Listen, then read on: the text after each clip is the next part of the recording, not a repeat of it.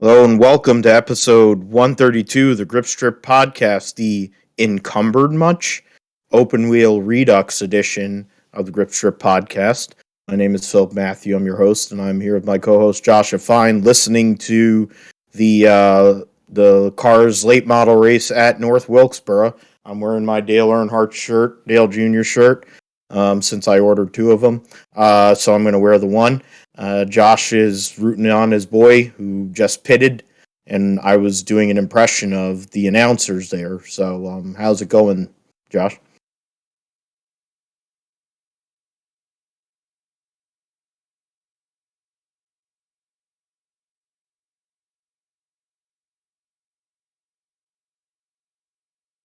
I feel like you're like I feel like you sound like Hank Hill, and you should be selling me propane.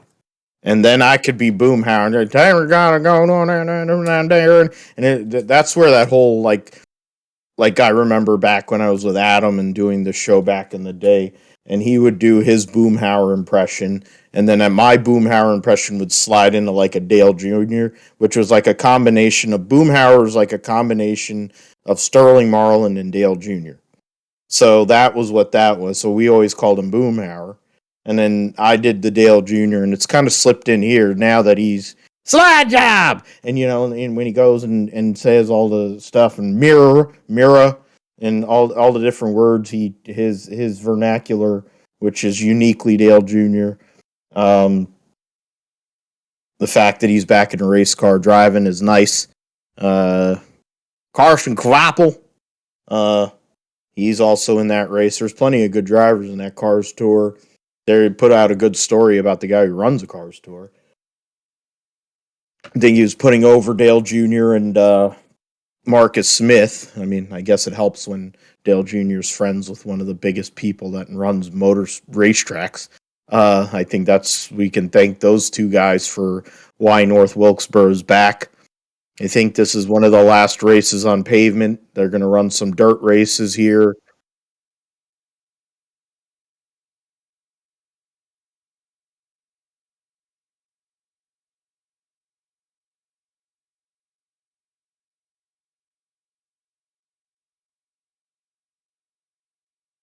Yeah, hopefully they'll run ARCA in the truck series there. You could see the new. I assume that's going to be the new. I guess booth, like the announce booth, and like other. I guess the main area for where all the big players would be up there. That'll be on the backstretch now, based on what we've seen so far. And then the front stretch are going to have to do a lot of remodeling there. I hope that they're going to make sure that the victory lane stays the way it is, and just redo it for 2022. I mean, Bristol ended up basically stealing the idea, but they just have a drive up instead of actually having a lift. Indianapolis jumped ahead of that with Roger Penske and made a lift for their victory lane, and made the podium a bigger piece for their victory lane. So, thanks North Wilkesboro in that case for what you've given us, and now the fact you're back is huge. We were on with Joe Passero a couple days ago. We'll post that show here shortly. Hopefully it'll be up and you'll get both of these back to back. But we were talking about all things NASCAR a couple days ago, but even in 2 days, a lot has changed. So we're going to start this episode with the fact that Jeremy Clements, his victory because of Manifold issue at after the post race teardown at the R&D center came up illegal, which means he loses his victory at Daytona, or he gets an L2 penalty, so he keeps his victory, but essentially it doesn't count for jack crap. He's going they're going to go and counter the penalty. They're going to go and they're going to fight it. From what I've seen, they say they're going to go and try to go and fight that penalty there. So that's something we will see because, of course, they know if they don't fight that penalty, they're probably not going to make the playoff. Yeah, they're going to go and appeal. Yeah. So intake manifold issue. They got an L2, which has a $60,000 fine for his crew chief Mark Setzer, 75 owner point loss, 75 driver point loss, 10 playoff point loss, which is similar to what Brad Keselowski and Michael McDowell incurred this year in the Cup Series in their regular season. I mean, Brad's was even worse, actually, I think, but essentially torpedoed both of them. In the case of McDowell, he'd run generally good enough where if he had gotten through, I don't know how many, 18 of the wrecks that took place on Sunday, he might have had a chance to win and get himself in at Daytona. But big penalty. It says during our intake manifold, this is from Jeremy Clements' post on Twitter, his Twitter handle. During NASCAR's teardown process of our Daytona engine, our intake manifold was found to be too short from the carburetor face to the bottom of the plenum. This deviation restricts power to the motor, eliminating positive impact to the motor's performance. We are appreciative of NASCAR's thorough inspection process. Look forward to the opportunity to have our voice heard. We appreciate the continued support of our fans and partners as we allow the process to play out. So essentially, what Jeremy Clements is saying is what they found, what NASCAR found in their teardown procedure to be a penalty was not something to gain an advantage. In a lot of ways, Josh, it sounds like what happened to Carl Long many years ago when his engine ended up being, they said the engine came up the block, it was too big, and he had a big engine, even though it was an old motor, it was tired, and it was a few cubic inches above 358, and they threw the death penalty on him. And the team owner, Thea Dixon, he was working for, they basically buried him, and it took Carl Long 4 or 5 years to get back into the sport.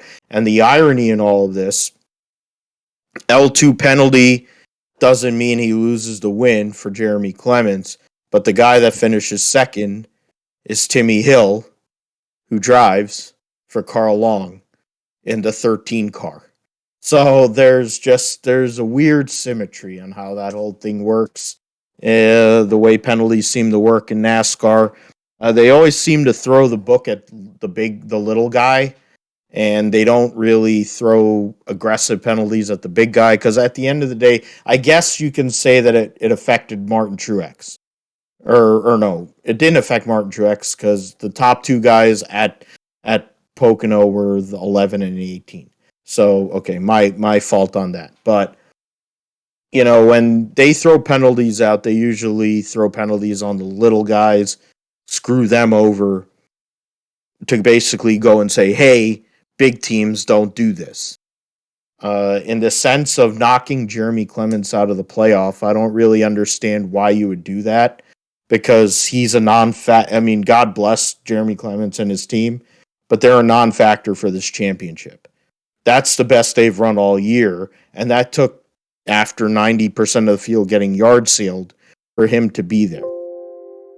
What do you gain in a marketing or media standpoint knocking him out of the playoff when he's a feel-good story in a series that's essentially Ty Gibbs, 3/4 of Junior Motorsports, and AJ Allmendinger? I mean, that's essentially what we're talking. I mean, and if we're really going to get into it, it's half of Junior Motorsports, the 7 and the 9 car, AJ Allmendinger, and Ty Gibbs. And then after that, you have Josh Berry. Yeah, you have Sam Mayer. Herbst has actually had a good year for himself, considering how terrible he is. It kind of speaks to why, I keep on saying Boswell should be on the 14 pit box. It speaks to that right there. If he's going to make Riley Herbst useful, he should be in the Cup Series, not in the Xfinity Series.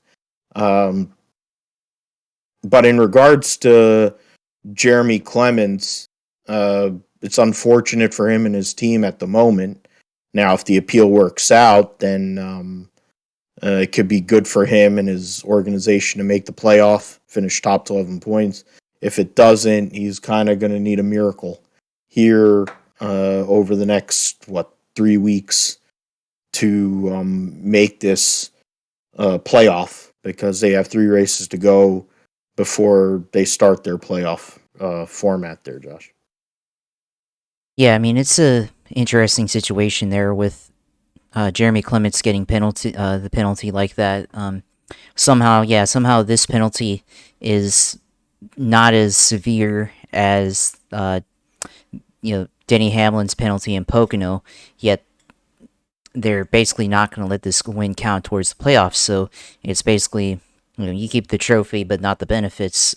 So it's really interesting how they go about these penalties, because I would think that in my mind that a intake manifold penalty or issue would have more of an advantage than I guess the aerodynamic thing.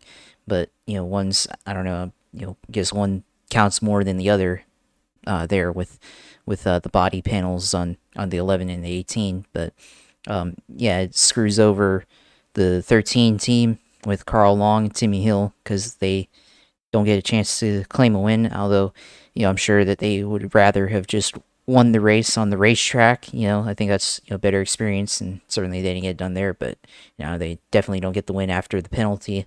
But yeah, now Clements doesn't have a playoff spot, so he's gonna have to get lucky again, or have something happen.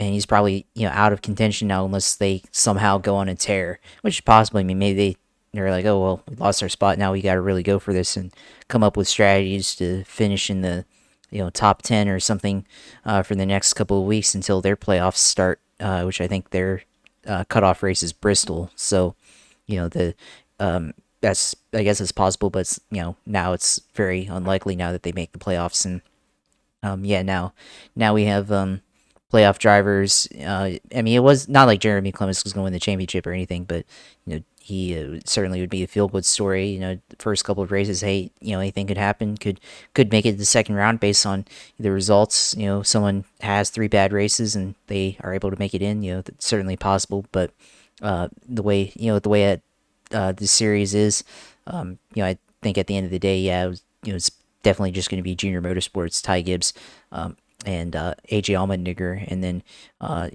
anybody else that, I mean, maybe Riley Herbst or somebody that can maybe make it to the round of 8 or somebody like that. But yeah, this playoffs got a little bit, I guess, a little bit less interesting. But the overall scope, it doesn't really change anything other than a feel good story for a small funded team that only has 5 full time employees. Yeah, it's something we're going to go and look at. I mean, that it also speaks to the whole penalty procedure that NASCAR has. I think there should be a there should be a if you don't pass inspection, no matter when the hell it happens, they do one inspection at the racetrack, and then if you don't pass inspection, that's it. Like, it should be X amount of points, X penalty, you lose or win, all that, whatever. Like, that's just how it should be. And I hate to say that, wanting to see Jeremy Clements win, but they didn't pass based on whatever metric that NASCAR has, which is always they make it up as they go along anyway. I mean, Kevin Harvick said it on Sunday during the rain delay. So it makes sense that they make it up as they go along. It's unfortunate, but we will see what happens with that, and the appeal probably be next week sometime after Darlington. So be on the lookout for that. Hopefully we'll get an answer by the time, I figure we'll do it on Labor Day anyways, because we'll be home. But even if we don't, we'll probably do it next Wednesday, but we'll see what happens with that in regards to all the racing and what that appeals process comes through. Now, the other piece of news on the NASCAR side, major piece of news, is that, and it was funny how Corey LaJoy brought it up on his Stacking Pennies podcast about how, oh, why don't they go and switch drivers around and let Bubba Wallace go and drive the 45 car since they're involved in the Owners' Championship? Because Ryan Blaney is involved in the Drivers' Championship, can still win the Cup Series title as a driver, but Roger Penske, or whoever the hell is listed as a car owner of the 12 car, would not win the Owners' Championship because there were 16 winners in the Cup Series in the regular season, which includes Kurt Busch in the 45 car. Of course, Kurt Busch gave up his waiver to run in the playoff, but the 45 car is eligible. They have Ty Gibbs subbing. They've had Ty Gibbs sub ever since Kurt Busch got injured at Pocono. There's two layers. There's multiple layers to this because now Denny Hamlin is a part of it, the owner, half part owner of that team.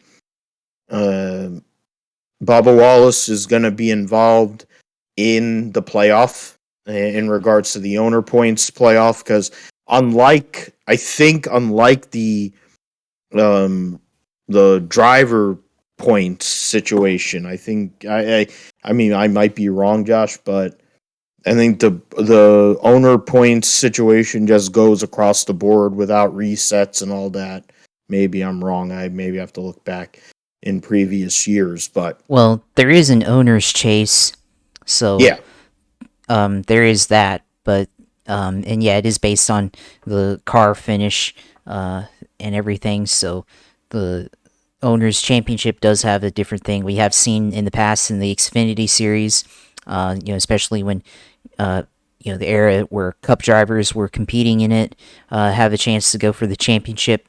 I don't know if it was before the era. It might have been before the era that they did playoffs in the Xfinity series and the Truck series, but there have been instances where a Cup, basically a team with Cup drivers in Xfinity. I think 22 Penske Racing when they were swapping it with Brad and Joey and whoever else, Blaney too. So well, that might have been 18 before Blaney, car, but yeah, 18 car as yeah, well with Kyle Busch and a bunch of other guys. Yeah, so that's a good example Yeah. of the owners championship being different from the drivers championship there. So it's just another example of that, and we'll see. I guess in the owners championship, it will make things a little bit more interesting to watch. If the 45 team is out of or can get into the next round and everything, and I think the other thing you have to look at is how is this going to work? Is Bubba Wallace basically going to have the same team, or is he going to go? I mean, he actually going to swap? Yeah, teams. they're just essentially They're going to renumber numbers. Yeah, they're going to renumber the. That's 45 all they're doing, as the, and the 23 the other way around. Everybody is going to stay how they are. Yeah, it's kind of like the old owner point swaps, like when what was that loser, Kevin Conway. They had to keep on swapping his car owner points week to week. Oh yeah, because he sucked so bad for Front Row Motorsports. He ended up winning Rookie of the Year. Oh yeah, Michael he ended Waltrip up leaving. Too. Yeah, and then he ended up going and changing over to Robbie Gordon's team, and that they had like his sponsor was like Extends, and they didn't pay the bills, and Robbie Gordon sued him or some shit, but he still won Rookie of the Year. So, talk about ED, but Robbie Gordon brought up stiffed. Michael Waltrip, Robbie Gordon, Kevin Conway, hard on pills, and we all combined it with the fact that we brought up Kurt Busch earlier in terms of him being at, I think we talked about it earlier before we got on air. He's walking around in North Wilkesboro, but he's not able to drive. Hopefully he'll be able to get back in a race car sooner rather than later. But the notion is Bubba Wallace is going to be driving the 45 car for the next 10 weeks, making the people who sit and pick up trucks with their sunglasses and their the country blumpkin types and the LCD and the, oh gosh, that dang Bubba Wallace, he don't deserve to be in that goddamn chase. He drives for fucking 2311, and it's a business decision. So who are you going to blame? Are you going to go after the greatest basketball player alive ever? Or are you going to go after Denny Hamlin? They know that if they put Bubba in the car, they have a better chance of actually competing for an owner's championship because the guy has driven that car all year. And let's be fair, Ty Gibbs is competing for an Xfinity title. It's entirely possible that Ty Gibbs is just getting, because he's not going to be able to compete for Rookie of the Year. I don't know how the hell they're going to come up with the metric that he goes and gets to compete for Rookie of the Year next year if he's in Cup after he runs the last half of the season. But fact of the matter is, he's probably running this car until about 4 or 5 races to go in the season, which in turn affects his Xfinity situation. But I think they're hedging because they know that it's helping him because of his, skill, ability, and wanting to be able to learn. And if he goes out there and is able to do work in a Cup car, finish top 20, good points, keep the car in good owner point situation, it's better money in the charter setup, good. And he sets himself up on the pretense that he's going to probably take over the 18 car. Because for all intents and purposes, it seems like Kyle Busch's direction is going towards Chevrolet and Colleague Racing or RCR or something like that, based on all these rumors that are going around. Personally, if it were me, with my bias, I would be like, if I'm Tony Stewart, I'm like, you fucking cocksucker, Gene Haas, you made that 4th car and you put Kurt Busch in the car when we shouldn't have had 4 cars in the first place. We still shouldn't have 4 cars. You probably shouldn't even have 3 cars, but we have 4 cars. Eric Almirola just signed at least a 2-year extension and has a full sponsor. Kevin Harvick's got full sponsorship. My guy is in the 14, the guy that I know that has potential, and I'm going to build around him. We have to work on the 14 car. We want Briscoe to be a big thing because he came from nothing and he's become something. Harvick's going away soon. Almirola's going away soon. You had your bets. You put Kyle Busch in the 41 car because you know the money is going to come. You know the fact that him coming to Ford immediately lifts the driver development program, because Kyle Busch Motorsports vehicles, both in trucks and in late models, are first class. Gene Haas's money to spill, to just throw away. That's why he's in Formula One. That's what he's been doing in Formula One ever since 2015, or whenever the fuck he came into Formula One. They've been irrelevant for most of their time in Formula One. They're about to get rid of Mick Schumacher. Why wouldn't you keep Mick Schumacher? Because he's a face, he's a name, he has all that. No, we're just going to get rid of him, and we don't know who the hell we're going to sign. The hell kind of logic is that? You're going to keep Kevin Magnussen, who's a good driver, solid, and I like him anyway, but who are you going to put in that second car? You're going to put Daniel Ricciardo? If you're going to pay Daniel Ricciardo, who has not done anything in a Formula One car, he's won one race since 2015 or 2016, and you're going to put him in a car and you're going to pay him $20 million. Why the fuck aren't you going to pay Kyle Busch $20 million and put him in the 41 car, and he can bring his sponsorship with Rowdy Energy, he can bring all this thing and do that. That to me is just crazy. Ford, it's typical of Ford. I'm going on this rant right now before we move forward, because we have to talk about this whole Bubba Wallace swapping numbers and all that. Ford has had this issue for decades. It started with Jeff Gordon, Kurt Busch, Kyle Busch. Those are the 3 best examples of guys that were Ford drivers at some point that were lost to another manufacturer. William Byron was a Toyota guy for a year, and then Hendrick swooped back in and got him back. He was a Chevy guy in the late model ranks, went to Toyota. Toyota didn't sign him. Rick Hendrick was able to bring him back to the fold, and now, of course, he's driving the 24 car. Chase Elliott, the only reason we have Clyde where he is with the major sponsor that he has is because of Michael Waltrip and the niche that had to be scratched at Richmond.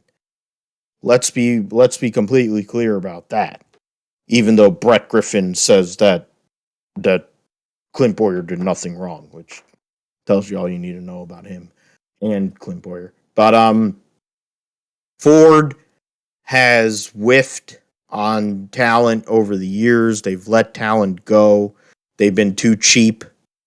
They let Jeff Gordon go. They kept Robbie Gordon, and in the end, they let Robbie Gordon go. Back in the day, they didn't give Tommy Kendall his just due. There's so many stories about Ford and how they fucked up. This is the time to go and reverse it.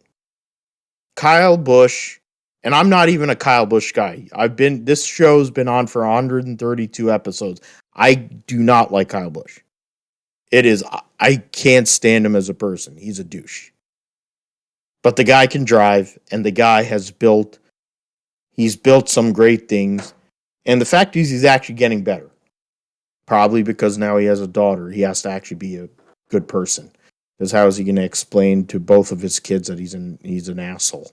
The reality of the world is, if Gene Haas really wants to make his team relevant and he wants that team to be good, he goes and says to Cole Custer, "Hey, bitch, you suck. We'll go and buy Alpha Prime. We'll buy out Alpha Prime, and we'll buy a seat for you, and you can go and drive the Xfinity Series, and you can go and pick on those guys for a little bit. Drive a year, 2 years in the Xfinity Series, and then come back up to the Cup Series when Kevin Harvick is ready to retire, or whatever the hell it'll be, or when Kyle Busch decides, hey, I'm going to retire." That's the way to hedge. But I think he's going to Kaulig, personally. But, that's my aside. Talking about Kyle Busch, Kurt Busch, all that. Kurt Busch now, it doesn't seem like he's going to come back the rest of the season, Josh. And Bubba Wallace will get an opportunity to drive with his buddy Bubba Wallace or Ryan Blaney in the playoffs. So Bubba Wallace is battling for the Owners' Championship, can't drive for the Drivers' Championship. And Ryan Blaney is going for the Drivers' Championship, can't battle for the Owners' Championship. So thoughts on all of that as we get into Darlington this coming weekend. Yeah, good rant there about about Fords, and that their driver lineups, but no, for this, this whole deal. Obviously Bubba Wallace, it's a business decision putting him in the owners playoffs, give them best chance to go for an owners title, so that they have an opportunity there as their first year in the playoffs, so they have that opportunity to do that. So the 45, basically the current 45 car gets renumbered to the 23, and the 23 team gets renumbered to the 45. That's basically how it's going to work. But it's an interesting situation. We've seen, like I've told you in the past, or before the show, we've seen it in the past with other teams coming in to the playoffs in Xfinity Series and Truck Series, but for this situation is very unique because it comes because of the Gen 7 car, and we got a crash here. Spin out, no caution. Oh yes, caution. Corey Heim gets into it in turn 1 at North Wilkesboro, but for Bubba Wallace, Kurt Busch, this is a unique situation because the Gen 7 car is pretty stiff, and there's been a lot of controversy about it, and this is just really the latest chapter in that, with Kurt Busch potentially being out for the year, and Bubba Wallace taking over, and Bubba Wallace himself was very pointed and livid on the radio after his partake in the crashes on Sunday at Daytona, and just speak to maybe NASCAR getting it wrong, and so far they've yet to address the issues with the Gen 7 car and the chassis being too stiff for the drivers, and drivers taking the brunt of impact, and of course tied in again with what's happening now. Denny Hamill, the owner of 2311, supposed to originally drive the Xfinity Series race on Saturday, and still too sore from his incident in the big one last Sunday at Daytona, and Denny Hamlin, said he on Sunday he felt like a boxer, getting hit in the jaw and getting hit pretty hard, or getting pretty hard impact there, and Denny Hamlin deciding he needs to not race and go out and take a rest day to get ready for the big race, the Southern 500, the day after. So it's just a unique situation with how the way this is all playing out, because of the potential issues with, or not potential, but the issues that the Gen 7 car has with the chassis stiffness and not having much give, and of course there's just been more stuff coming out with the driver comments. There's a thread on Twitter today with driver comments throughout the season, based on drivers saying that they've had the hardest hit they've ever had in their career.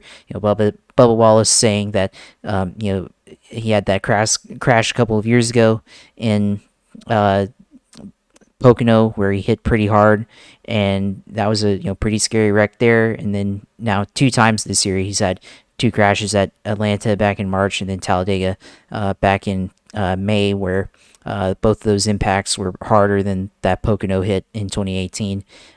You had Joey Logano having driver's side impact at the Coca-Cola 600, and he said that was the hardest hit he took of his career. At the aforementioned Denny Hamlin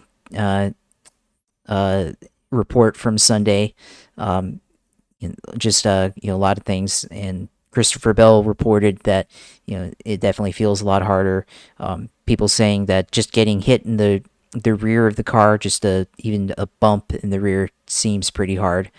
So there's a lot of issues there, and of course there's a thread also on NASCAR Reddit, and won't go too much into it, but it says the guy is saying it's time for the media to do their job. Question AB Dynamics, I guess that's the company that did the crash testing with NASCAR, and they've had 5,000 crashes plus of crash test data, and this guy has a lot of articles that he linked and put together to make a hypothesis that that NASCAR and AB Dynamics cut corners, save money, and that there was actually data to show severity of the crashes. So it's a good post, and it's interesting to see how this will all play out. Will NASCAR have to address this? I think they've got some kind of drivers union. I don't know if it's a council or anything. With Jeff Burton, I think, is in it. Denny Hamlin's in it, I think. So we'll have to see if they decide to come together and protest, or put out a public release or something saying that we can't race like this, and the drivers take a stand or something, because it's gonna obviously we already seen Kurt Busch with his concussion, and who knows, maybe there's other drivers that have concussions right now, and of course you're supposed to get tested and everything, but maybe it's not enough to register a test, but they definitely feel pretty woozy after getting hit, or getting in an impact like that. It's like in football, you have these hits, right? Maybe it doesn't give you a concussion, but you get you feel pretty sore afterwards and everything, and of course all of that leading to CTE, right? And these drivers here, they probably may have CTE or something later in their careers if you examine their brains after they're dead. We'll see how the impacts and stuff look like on their brains, but this just adds more on to that. So there's just a lot to take in with the Gen 7 impacts this year, and hopefully they can address it and get it resolved. Otherwise, it can get ugly really fast. So we'll see. We'll have to see what happens, but it's just not looking good in terms of that story. Yeah, it's something that's been going on since they started the testing. Will Byron had a wreck at the ACS. We brought it up during the last episode, and he was a little shook up from that. The fact that there's really no back end on these cars anymore because of the way cars are these days is one aspect of it. But then, for all the things you learned from the Gen 5 and Gen 6 car, why wouldn't you incorporate it in the Gen 7 car? Unless you're trying to cut corners. You should have more cushioning and there should be more, like crushable structure in the back end within the shell of the car so that you don't have these huge hits, which Kurt Busch, across, 25 years of being in NASCAR's top 3 series, I guess not 25, but thereabouts, 20 to 25. It all multiplies. It's the same thing that's going on with Junior. It's what happened to Junior. It's why he had to quit.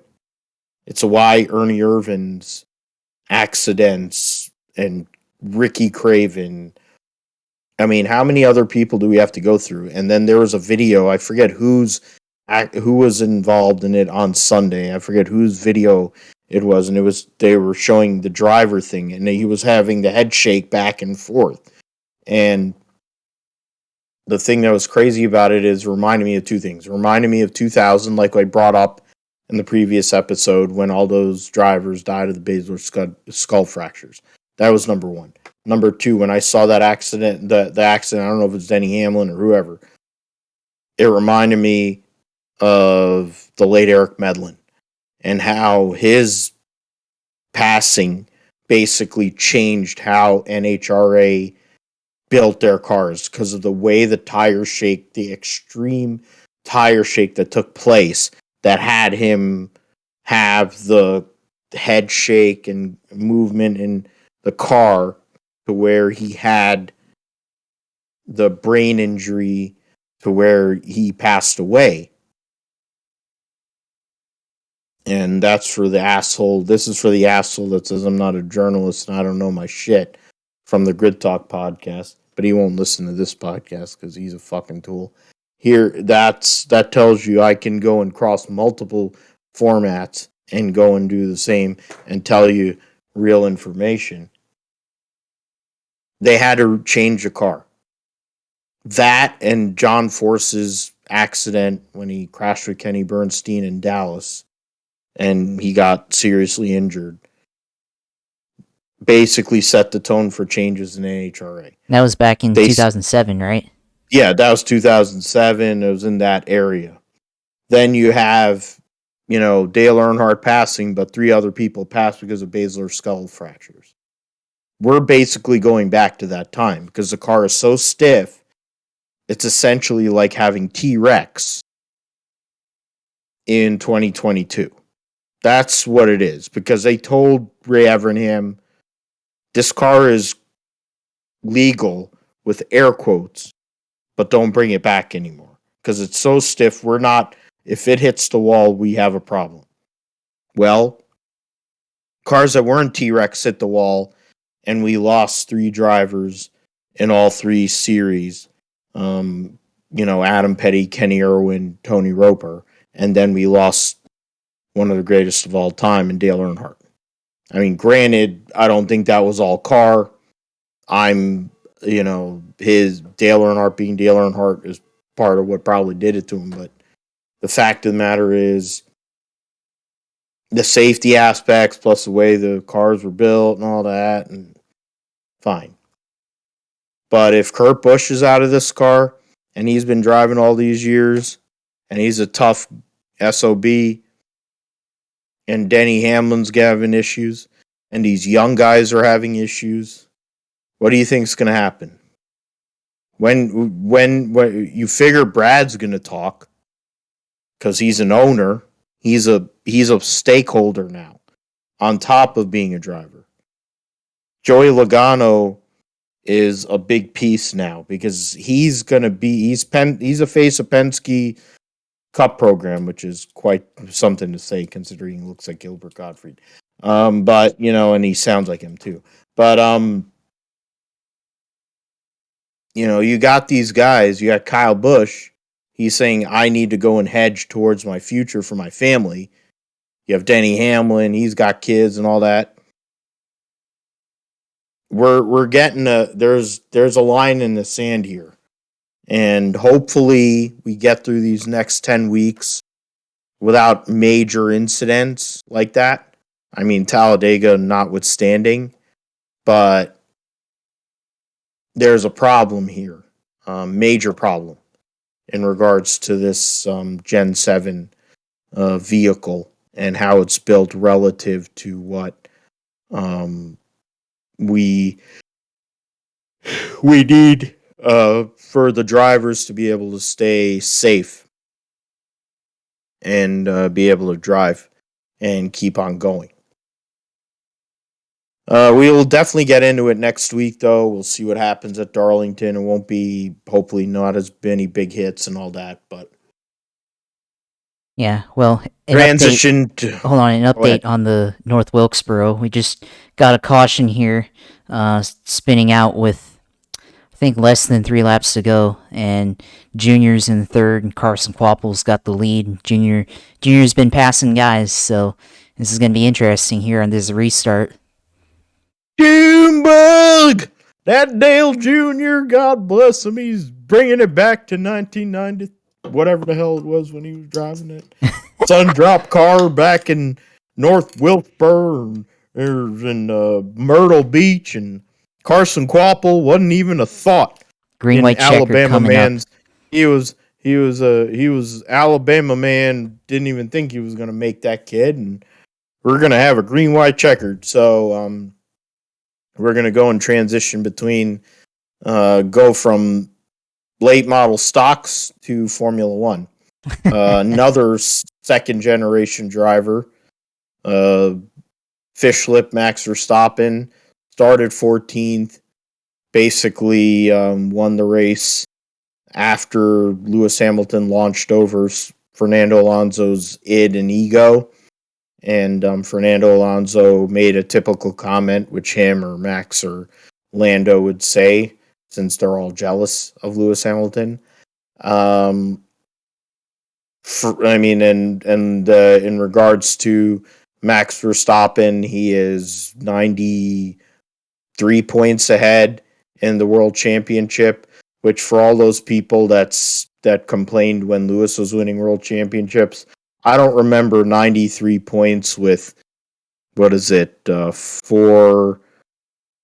9 races. It's 8 races to go because Russia's not going to happen. So there's going to be a huge gap after Monza, actually. There's going to be a 3-week gap between Monza and then Sochi. So, or not Sochi, Singapore. Verstappen essentially has won the World Championship already. He's 93 ahead of Sergio Perez, 98 ahead of Charles Leclerc. After that, when you're thinking about 26 points, it's over 100, so it's like 104. For Max Verstappen, he won the race there at his actual home racetrack, not the one that he's racing at this weekend. He is a Belgian national, but he runs as a Dutch citizen in honor of his useless father. But he ends up going and winning the Belgian Grand Prix legitimately this time, which, for him, winning anything legitimately is something. He won by 17.8 seconds over his teammate Sergio Perez. Carlos Sainz, who started on pole after all the grid penalties, was third. George Russell fourth. Fernando Alonso fifth. Charles Leclerc, after an absolute clusterfuck uh, decision making and all. Finished sixth. Esteban Ocon seventh. Sebastian Vettel in his first race since announcing his retirement eighth. Pierre Gasly ninth, and Alexander Albon gets another point for Williams. They had great pace at Spa with the low downforce and all. Lewis Hamilton was knocked out a few corners into the race. Valtteri Bottas was also knocked out off of Nicholas Latifi after he took grid penalties. So those are the two retirements. Valtteri Bottas was celebrating his birthday, and Lewis was there. But a nightmare scenario for the old Mercedes teammates. But Red Bull gets a 1-2. We know they're going to win the world championship, Josh, both categories, both drivers and constructors. But Max goes out there and makes it look easy, which I think is going to go on for the next 3 or 4 years.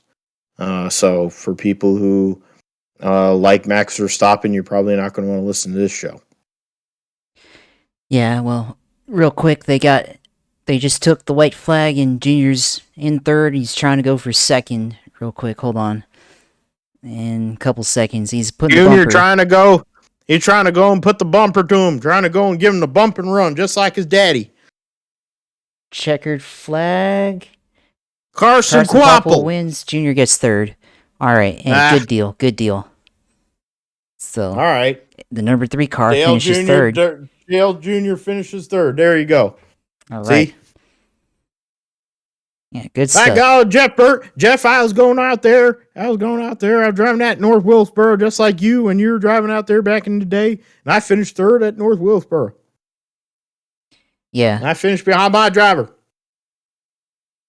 Good stuff. I hope they have Kyle and DJ and him do a segment during the Southern 500. That's something that I really enjoy, because those three guys together, because Kyle Petty will just start telling stories and they'll both be laughing, and then DJ will try to bring it back, and then Dale will be like, what the hell am I supposed to do? I'm supposed to keep control of this. It's really because I just like all of them. I appreciate all of them because it's part of my youth. But let's circle back. Bring it back to Formula One. Carson Quapple getting that victory. Not shocked by that. I figured Junior Motorsports put a lot of energy into that deal.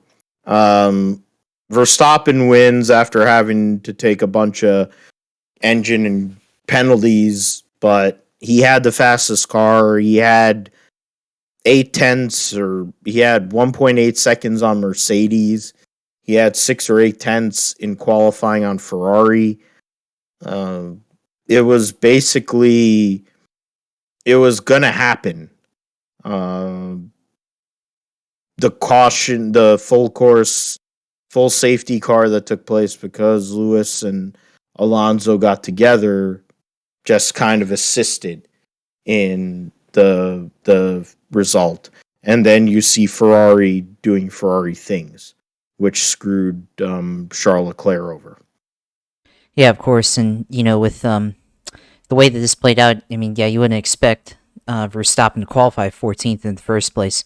But nonetheless, that's where he was at the start of the race. And, of course, has the best car in the field. And he's able to pass 5 cars in the first lap.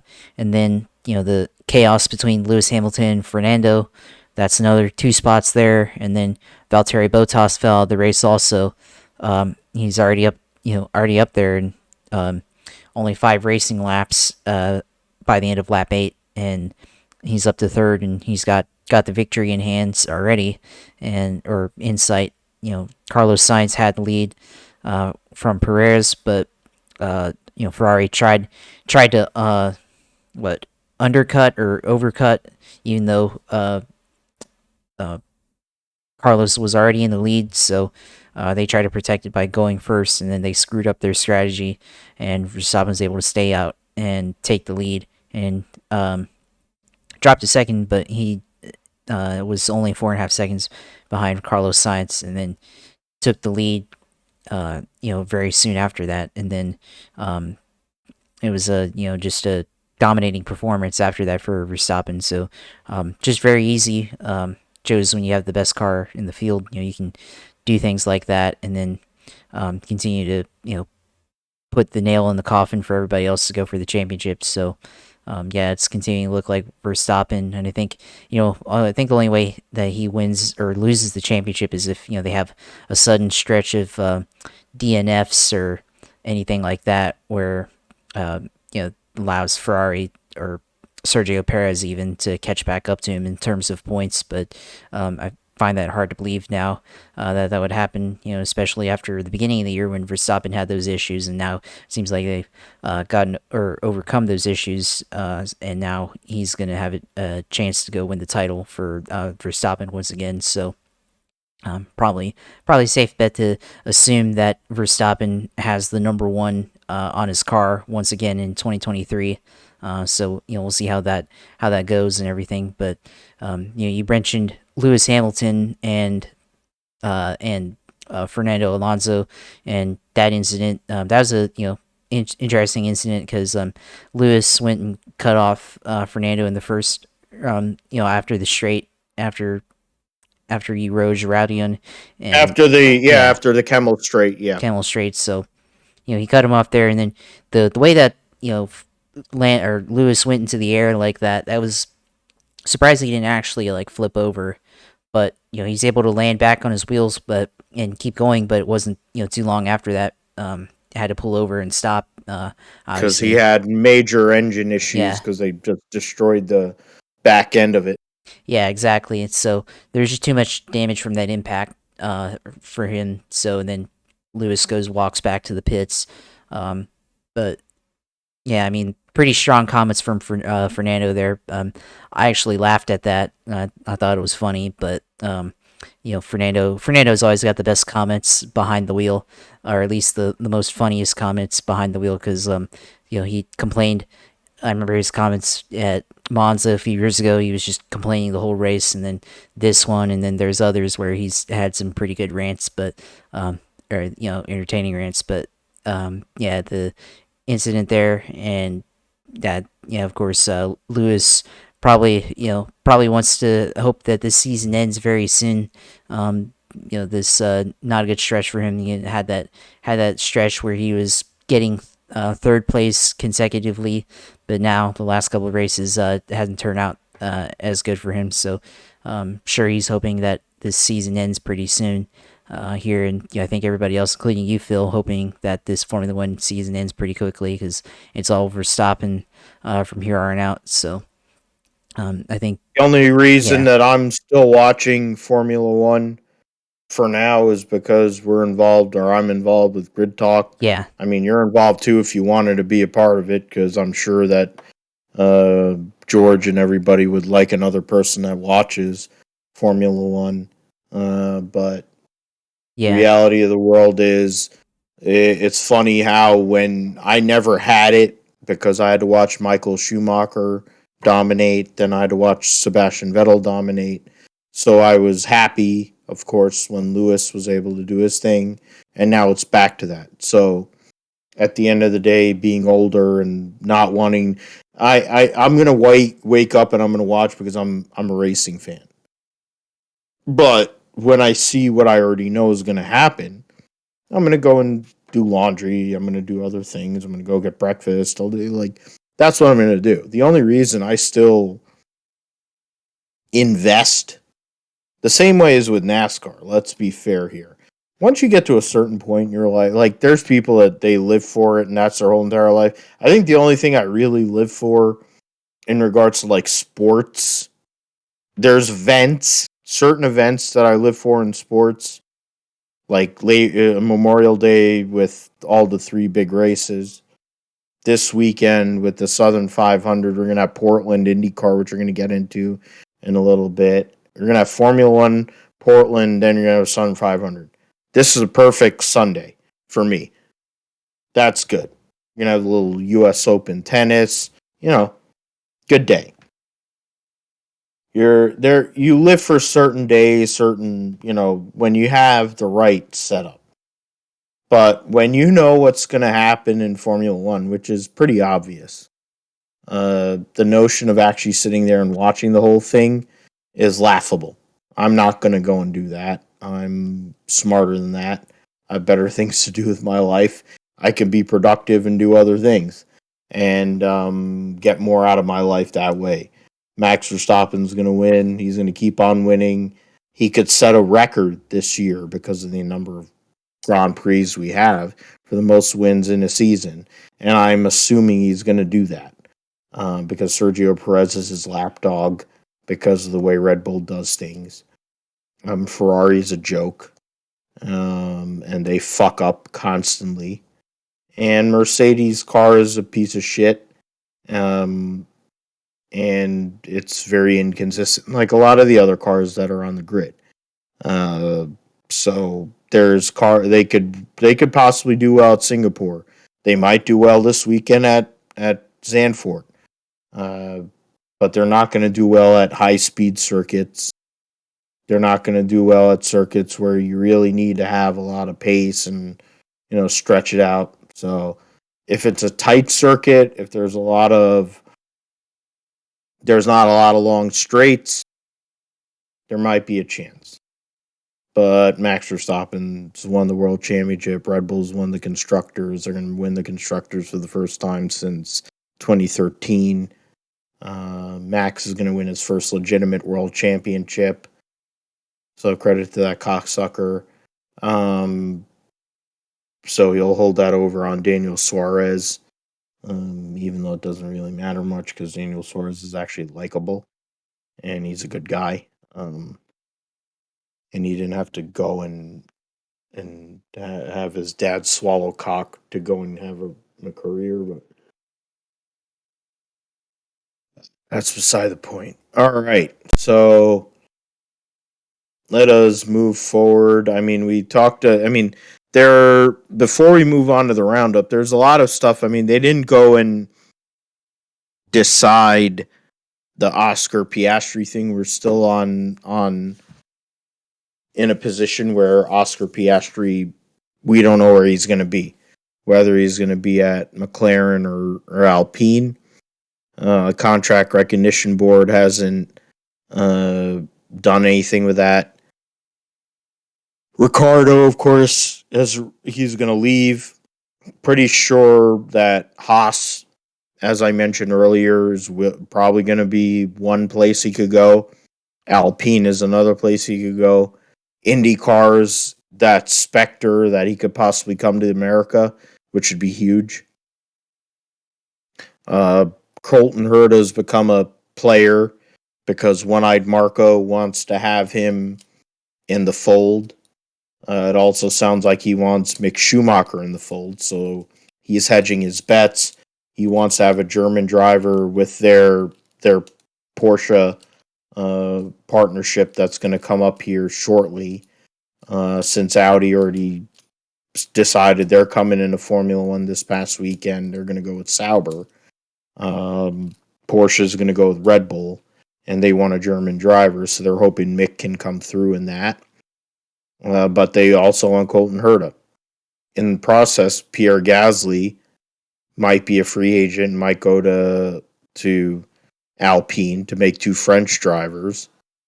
And also you have Yuki Tsunoda that doesn't have a contract for next year. So there's a lot of moving pieces. Before we get into the GSP roundup, Josh, in regards to people that are on the grid right now, we already know that Latifi's gone. If Lawrence Stroll knew it was good for him, he'd buy his son a ride in the WEC, but he'd rather keep his son in there and waste a seat in Formula One. Latifi's done. They're gonna more than likely, I think it's gonna be Nick DeVries, the former Formula E champion, taking that second seat. Maybe Logan Sargent, depending on certain things. But, there's a lot of moving parts here on the back end of the grid here in Formula One. Yeah, there's a lot of things happening, and I think with Oliver Piastri, that it's been an interesting situation the last month. Oscar. Yeah, Oscar. Yeah, Oscar Piastri. With how that played out, of course, it was like basically what happened in IndyCar with Alex Palou, and Chip Ganassi and Piastri saying that he's not going back to Alpine. Alpine saying they extended him, and then all of a sudden McLaren saying, "Oh, we just signed this guy," and Zach Brown going for everybody, and ever since then it's been an interesting deal, and we'll have to see how it plays out. But two teams fighting for your rights before your first ever F1 race. Very very interesting, and I think it's a similar situation to with Polo and IndyCar, and maybe there's going to be some lawyers getting involved here with this silly situation for both of these teams. But then you mentioned Ricardo and his free agency now. Unfortunately, didn't work out with McLaren, and he's been bought out from that team for next year. So we'll have to see what happens. Potentially, he could be in IndyCar next year. I mean, I'd be a massive pay cut to go from Formula One to IndyCar in one season. I mean, it's just a fact. I mean, even though I like IndyCar more than Formula One, it's just a fact that the series doesn't have as much money as McLaren in terms of pay. But Ricardo could also go to Schumacher or to Haas, and Schumacher might be out, and Schumacher's already a Formula or Ferrari test or reserve driver, so there's a lot in play there with Schumacher, where he could go if he ends up not being back at Haas next year. What does Ferrari decide to do with him, or anything like that? But Colton Herta potentially going to Red Bull or AlphaTauri. I mean, it's clear that he needs to be in Formula One based on his pace, but we'll see what happens. And then Pierre Gasly could end up replacing Fernando at Alpine, but we don't know yet. And then I mean, then of course on top of all of that, the possibility of Michael Andretti coming into Formula One as well, and then their team, the other teams in Formula One, not quite endorsing that idea of a new owner coming into the series like that. But of course, Michael Andretti comes in. I think for sure Colton Herta, as we talked about in the past, will probably be a part of that team if he's able to make an entry into Formula One. So there's a lot of moving parts and pieces here in Formula One for their silly season, and maybe one of the more interesting silly seasons that we've seen in this series for the last couple of years. And certainly, a lot of drama there, and certainly I think for fans of the sport, new fans, gonna have a lot of coverage in that, especially the Netflix series. They'll be covering that extensively, I assume, and it'll give a lot of interest for people to go and watch that series and see all the movement between all the drivers in this series.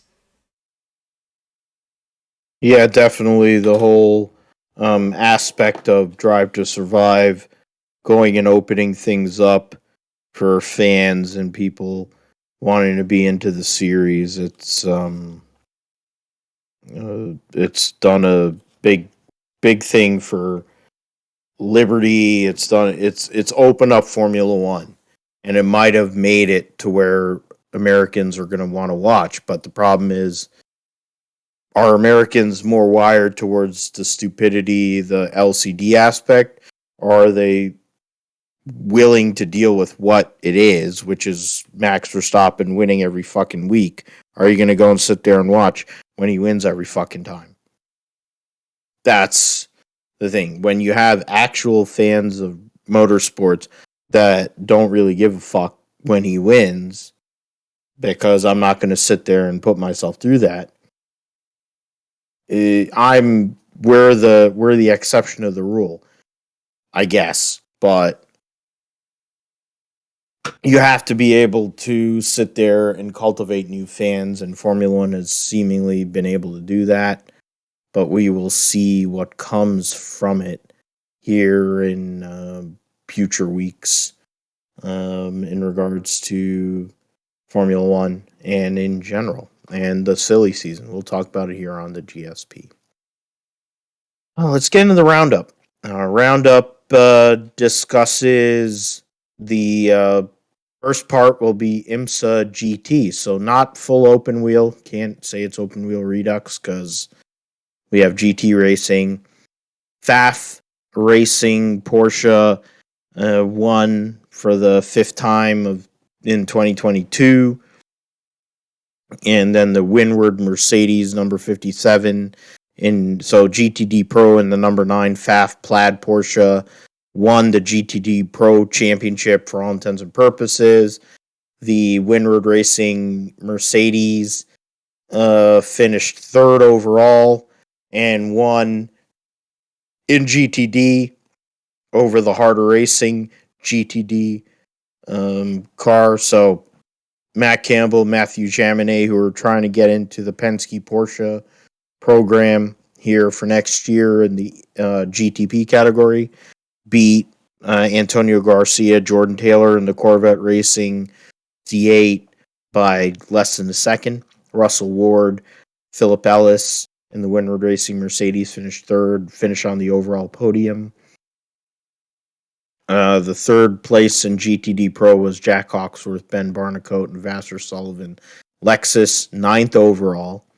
GTD was Russell Ward, Philip Ellis, Roman DeAngelis, Maxime Martin, Harder Racing Aston, Brian Sellers, Madison Snow for the Paul Miller Racing BMW team, who won the Sprint Cup championship there.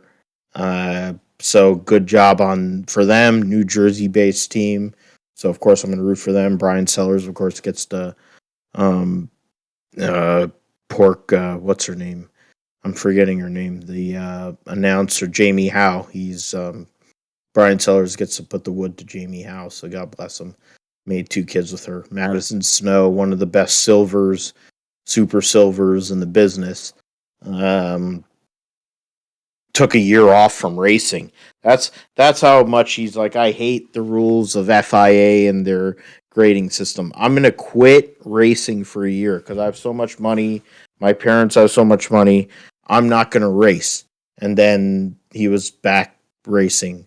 And he's running with Brian Sellers and Paul Miller Racing. So credit to them. The final race of the IMSA season comes up here in a few weeks' time at the Petit Le Mans, the 10-hour Petit Le Mans. All the categories will be racing there. Be plenty of carnage for sure, probably because of the LMP3 category and the GTD category. But we will see how that all works out. In regards to Formula 2, we'll go to Spa. They're going to be running here this next couple of weeks. Spa, Zandvoort, Monza, and then they'll run the final race at Abu Dhabi. In race 1 at Spa, saw Liam Lawson over Jack Doohan, Ralph Beauchamp, Felipe Drogovic, and Richard Vechour finished in the top 5. Teo Pourchaire finished 6th. In race 2, Jack Doohan gets the victory over Felipe Drogovic, Liam Lawson, Richard Vechour, Enzo Fittipaldi. Logan Sargent gets a 6th place finish there. Teo Pourchaire had to retire very early in that race. The standings going into this weekend's race in the Dutch Grand Prix, Felipe Drogovic is now 43 points ahead of Teo Pourchaire. The real question is, because Pourchaire more than likely is going to win, he's going to finish second, no problem. Drogovic more than likely is going to win the championship and not have a Formula One ride to show for it. The big battle is for third in points, because Logan Sargent's only 5 points ahead of Jack Doohan, who has had a huge last 3 races, where in the last 3 rounds, Logan Sargent's only had 12 points. Jack Doohan has had 59 points, and that's brought him back into the championship. Also brought him into the mix to possibly go and take the ride in the second Alpine, since he's an Alpine Junior driver. Liam Lawson is in fifth, and Enzo Fittipaldi is in sixth. It's 17 points between third and sixth right now. And I was curious about this. I wanted to go and fit an experimental fake. Interesting red flag stoppages. So incorporated turn 12, second part of they've sure should reduce dramatic. Okay, so they've done something good with the track. They're at Zandvoort. I wanted to look up super license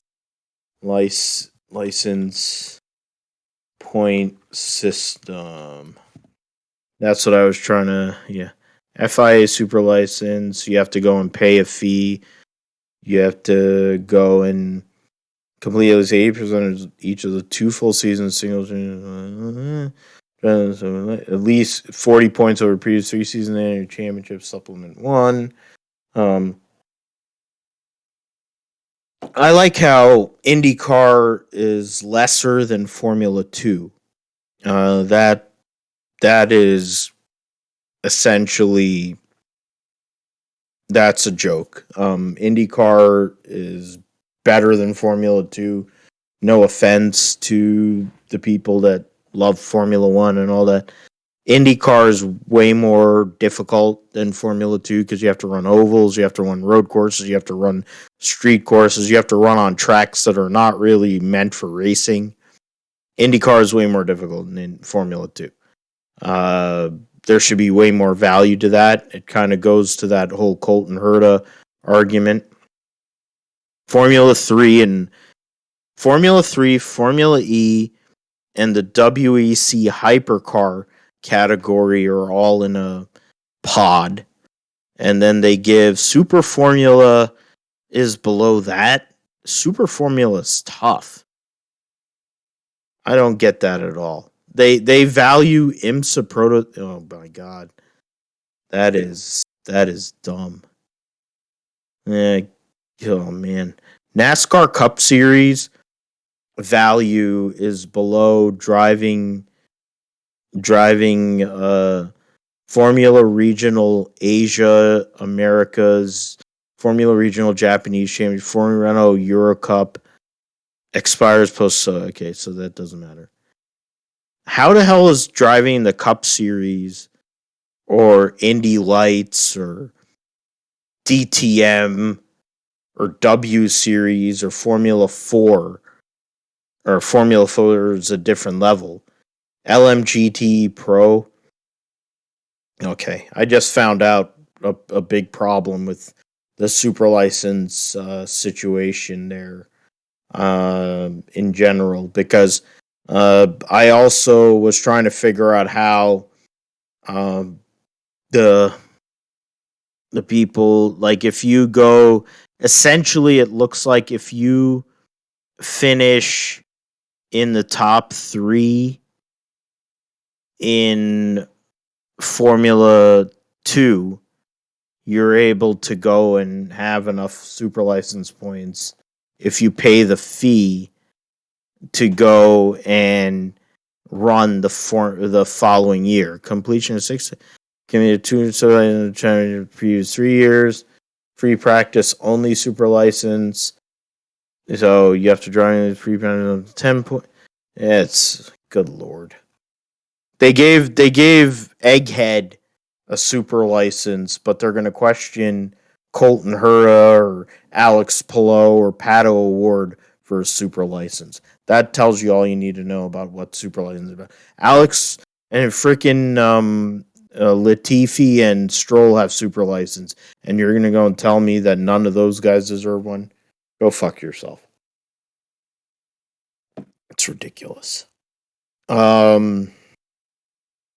In regards to the points here, I brought it up. I mean, that's the real battle. I think the top three get locked in for the following year. So, I mean, Pocher is a junior driver. Drogovic is the one that gets robbed because he doesn't have a connection anywhere.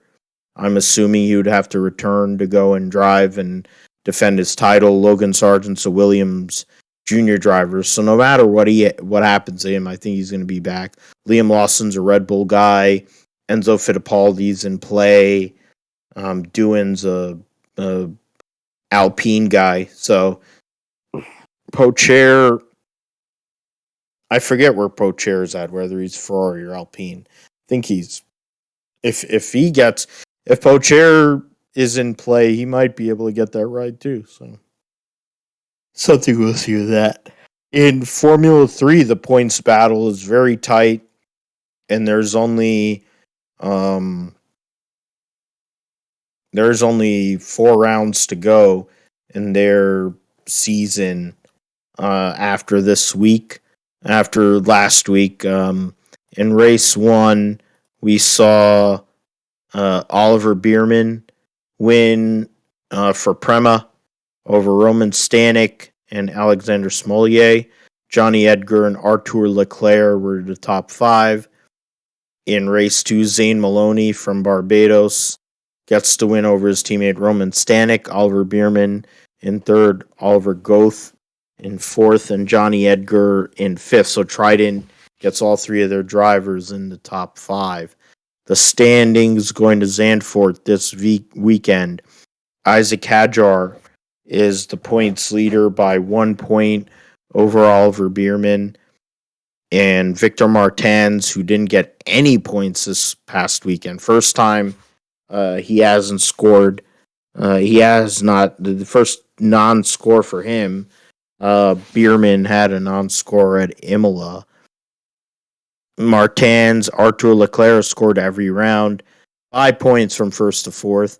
You had Roman Stanek, who didn't make any points at, I guess it was Bahrain, the first race. 10 points between the top 5. Jack Crawford had a nightmare weekend, crashed in qualifying, started dead last in 30th. He's in 6th. First non-point score for him. Zane Maloney, Smolier are right up on him. Jack Crawford has 80 points. Maloney, 74. Smolier, 73. That's essentially what it is. Kushmini went and airmailed it into the last chicane and destroyed a bunch of cars in the feature race on Sunday. Juan Manuel Correa, Kalen Frederick struggled. Brad Benavides has been knocked out for this weekend's race, and Sebastian Montoya is going to go and take his spot. So Juan Pablo Montoya, his son, who's been running with his dad in LMP2, is going to be running Formula 3 here this coming weekend, and more than likely, I would assume he's going to run next week at Monza as well. Going into we got through the GT, we got through Formula 2, Formula 3. We'll get into Moto GP. Misano this past weekend was saw. Let's scroll over there. Yeah. Saw Pekko Bagnaya win his 3rd consecutive race, and saw him win the Austrian Grand Prix, which is a Ducati track. Makes sense. Over Fabio Quartararo by less than a second. Jack Miller's team, Bagnaya's teammate, finishes 3rd. Luca Marini 4th. Johan Zarco 5th. So 4 Ducatis in the top 5. Alice Espargaro was 6th with his butt buddy Fernando Alonso in his garage area. Brad Binder 7th, Alex Rins 8th, Marco Bezzecchi 9th, and Jorge Martin in 10th. Of course, there was announcements. DG Antonio is moving over to the factory Ducati program. Zarco and Martin are going to stay, I think, at the Pramac team. So that'll be something there. Espargaro is 32 points behind Quartararo. Pekko Bagnaya, who has won essentially when he goes and scores points, he seems to win.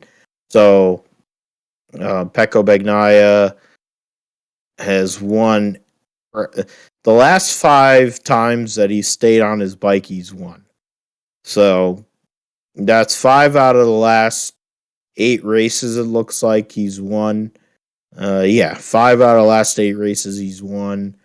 His nightmare start of the year where he had a non-point score, a 15th, 2 fifths, and an 8th, and then 3 further non-point scores. So 4 non-point scores and a 15th is not going to be able to compete against a guy who has scored points in every round.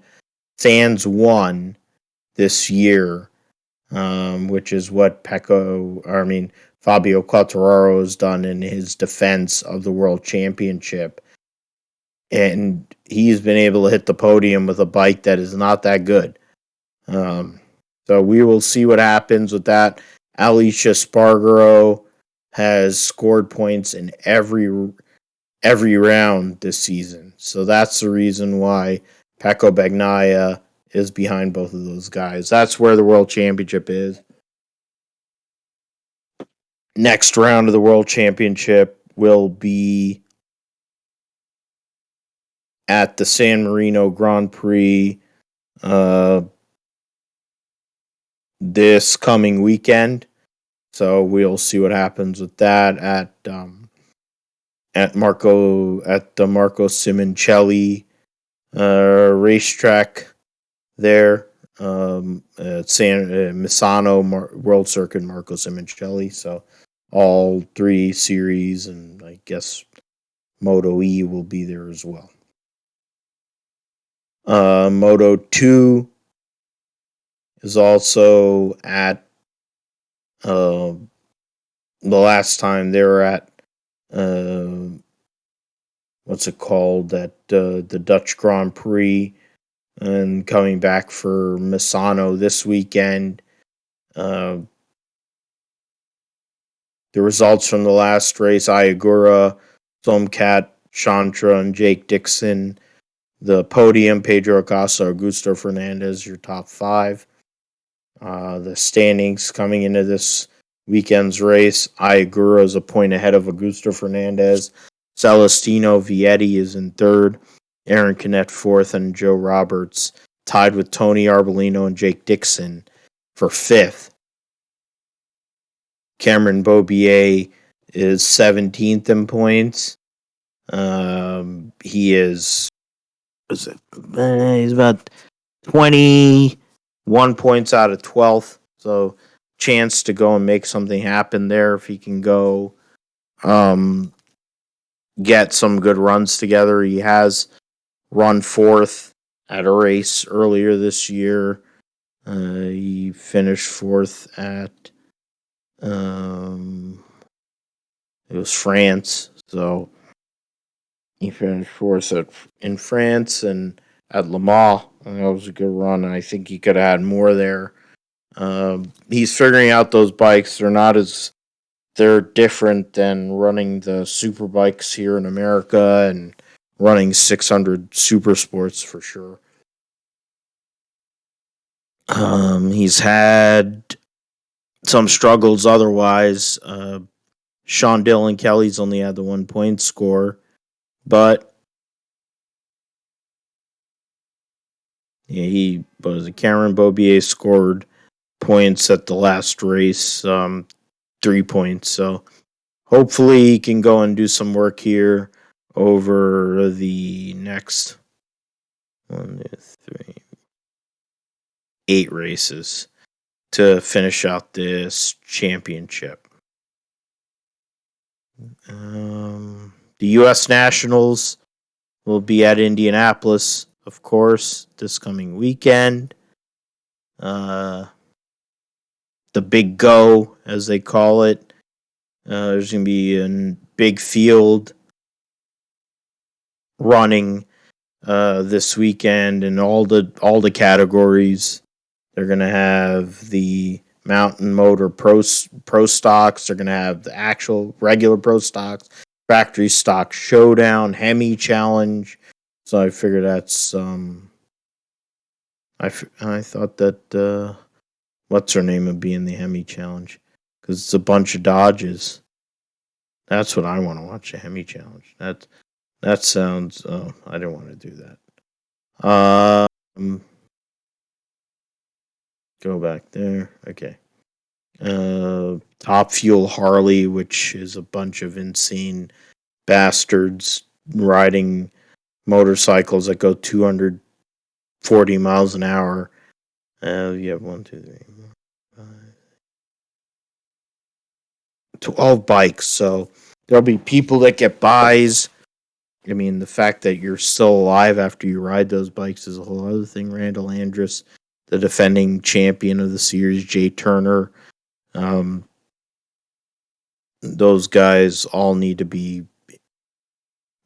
them need to be psychologically tested. All of them. There's a bunch of Penske guys here. I didn't know there's all these Penske guys that like to decide they want to go and basically want to die. Yeah, Aaron Stanfield. Oh, look at that. Aaron Stanfield in the Factory Stock Showdown. Mark Powick, the former Pro Stock driver, driving a Challenger. God bless him. So I'm all for that. Bill Skillman driving a Ford. We got. I guess Leah Pruitt doesn't want to run the Factory Stock Showdown. Excuse me. I thought that she would be. Guess she's too busy going and blowing her husband. Mountain Motor Pro Stock. Another 12 for Mountain Motor Pro Stock. JR Carr. Chevrolet Camaro. A bunch of Chevys. 1 Ford Pontiac. 2 Fords. 3 Fords. 4 Fords. Okay. There are no Mopars. That's disappointing there in Mountain Motor Pro Stock. Super Stock, complimentary. Yeah, screw all that. Pro Mod. Decent field. For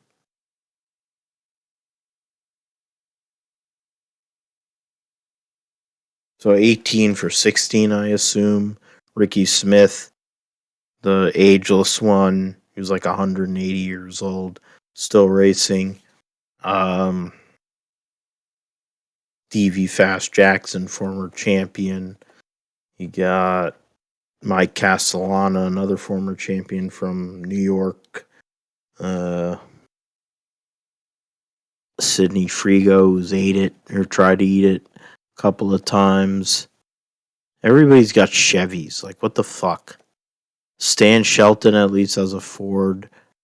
Yeah. The only person that has a non-Ford or non-Chevy in the category.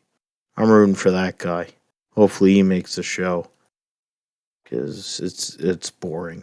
In Pro Stock Motorcycle, they're trying to lock in their playoffs. We have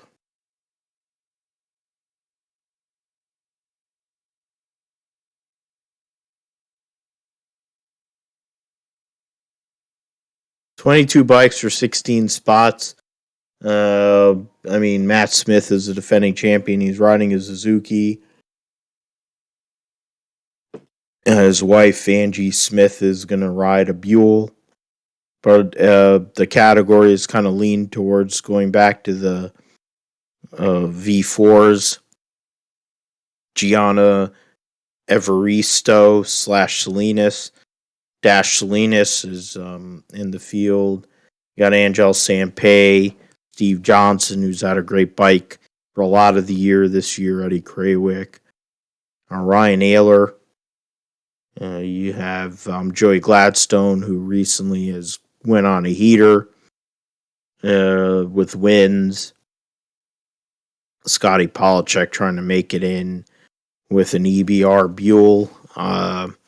Michael Phillips and his son Malcolm Phillips Jr., whatever that is, GT driving for GT Tonglet, or the Tonglet family, trying to go and get in with, I don't know what the hell the bike is. Got questionable things. Stouffer Enterprises, so Karen Stouffer, that's probably a Suzuki, even though they have stars on that thing. Kelly Klantz, you get Scotty Polachek. Jerry Savoy's won this race before. Mark Ingwerson, who's in the points. Hector Arana and Hector Arana Jr. trying to make it in. Chip Ellis, former champion of the series. He's with Ryan Ayler. Ryan Ayler's team, and he's going to run a Buell with Ryan Ayler. So interesting field there for the Pro Stock motorcycle category. In Pro Stock, let's see. 9.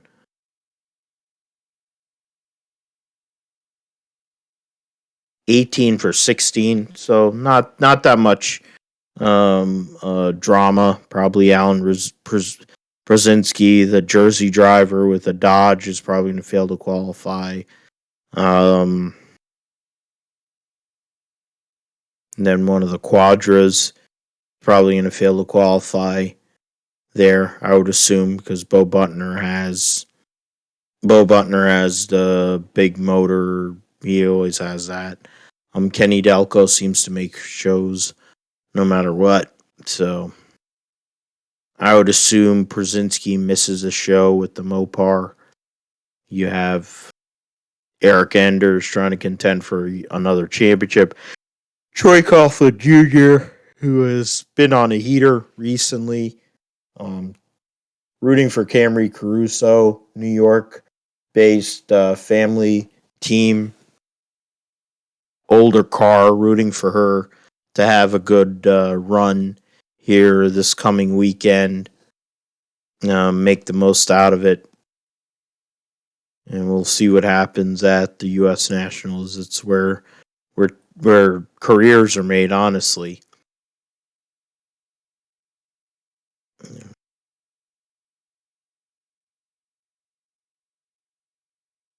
$19 for 16 in the funny car category. I mean, Bobby Bodie is going to probably make the show. I would assume Chad Green will as well. John Smith's going to have a hard time making the show. Dale Creasy Jr. would have a hard time making the show. Jim Campbell is going to be somebody that'll have an issue. The fact is, Robert Height's going to run into the playoff with he's going to have the points lead, so he's going to have the bonus. But him and Matt Hagan are the two guys that are the championship favorites. Matt Hagan running the 14 in honor of his owner, Tony Stewart. So we'll see what happens. Can Matt Hagan get a victory in Indianapolis for his owner, Tony Stewart, at the Dodge Power Brokers U.S. Nationals, which would be pretty cool on Monday. It'll be on Monday afternoon, so if we're doing the show on Monday afternoon, we'll get to talk about it on Monday evening. In regards to Top Fuel Dragster, Deep Field and Top Fuel Dragster.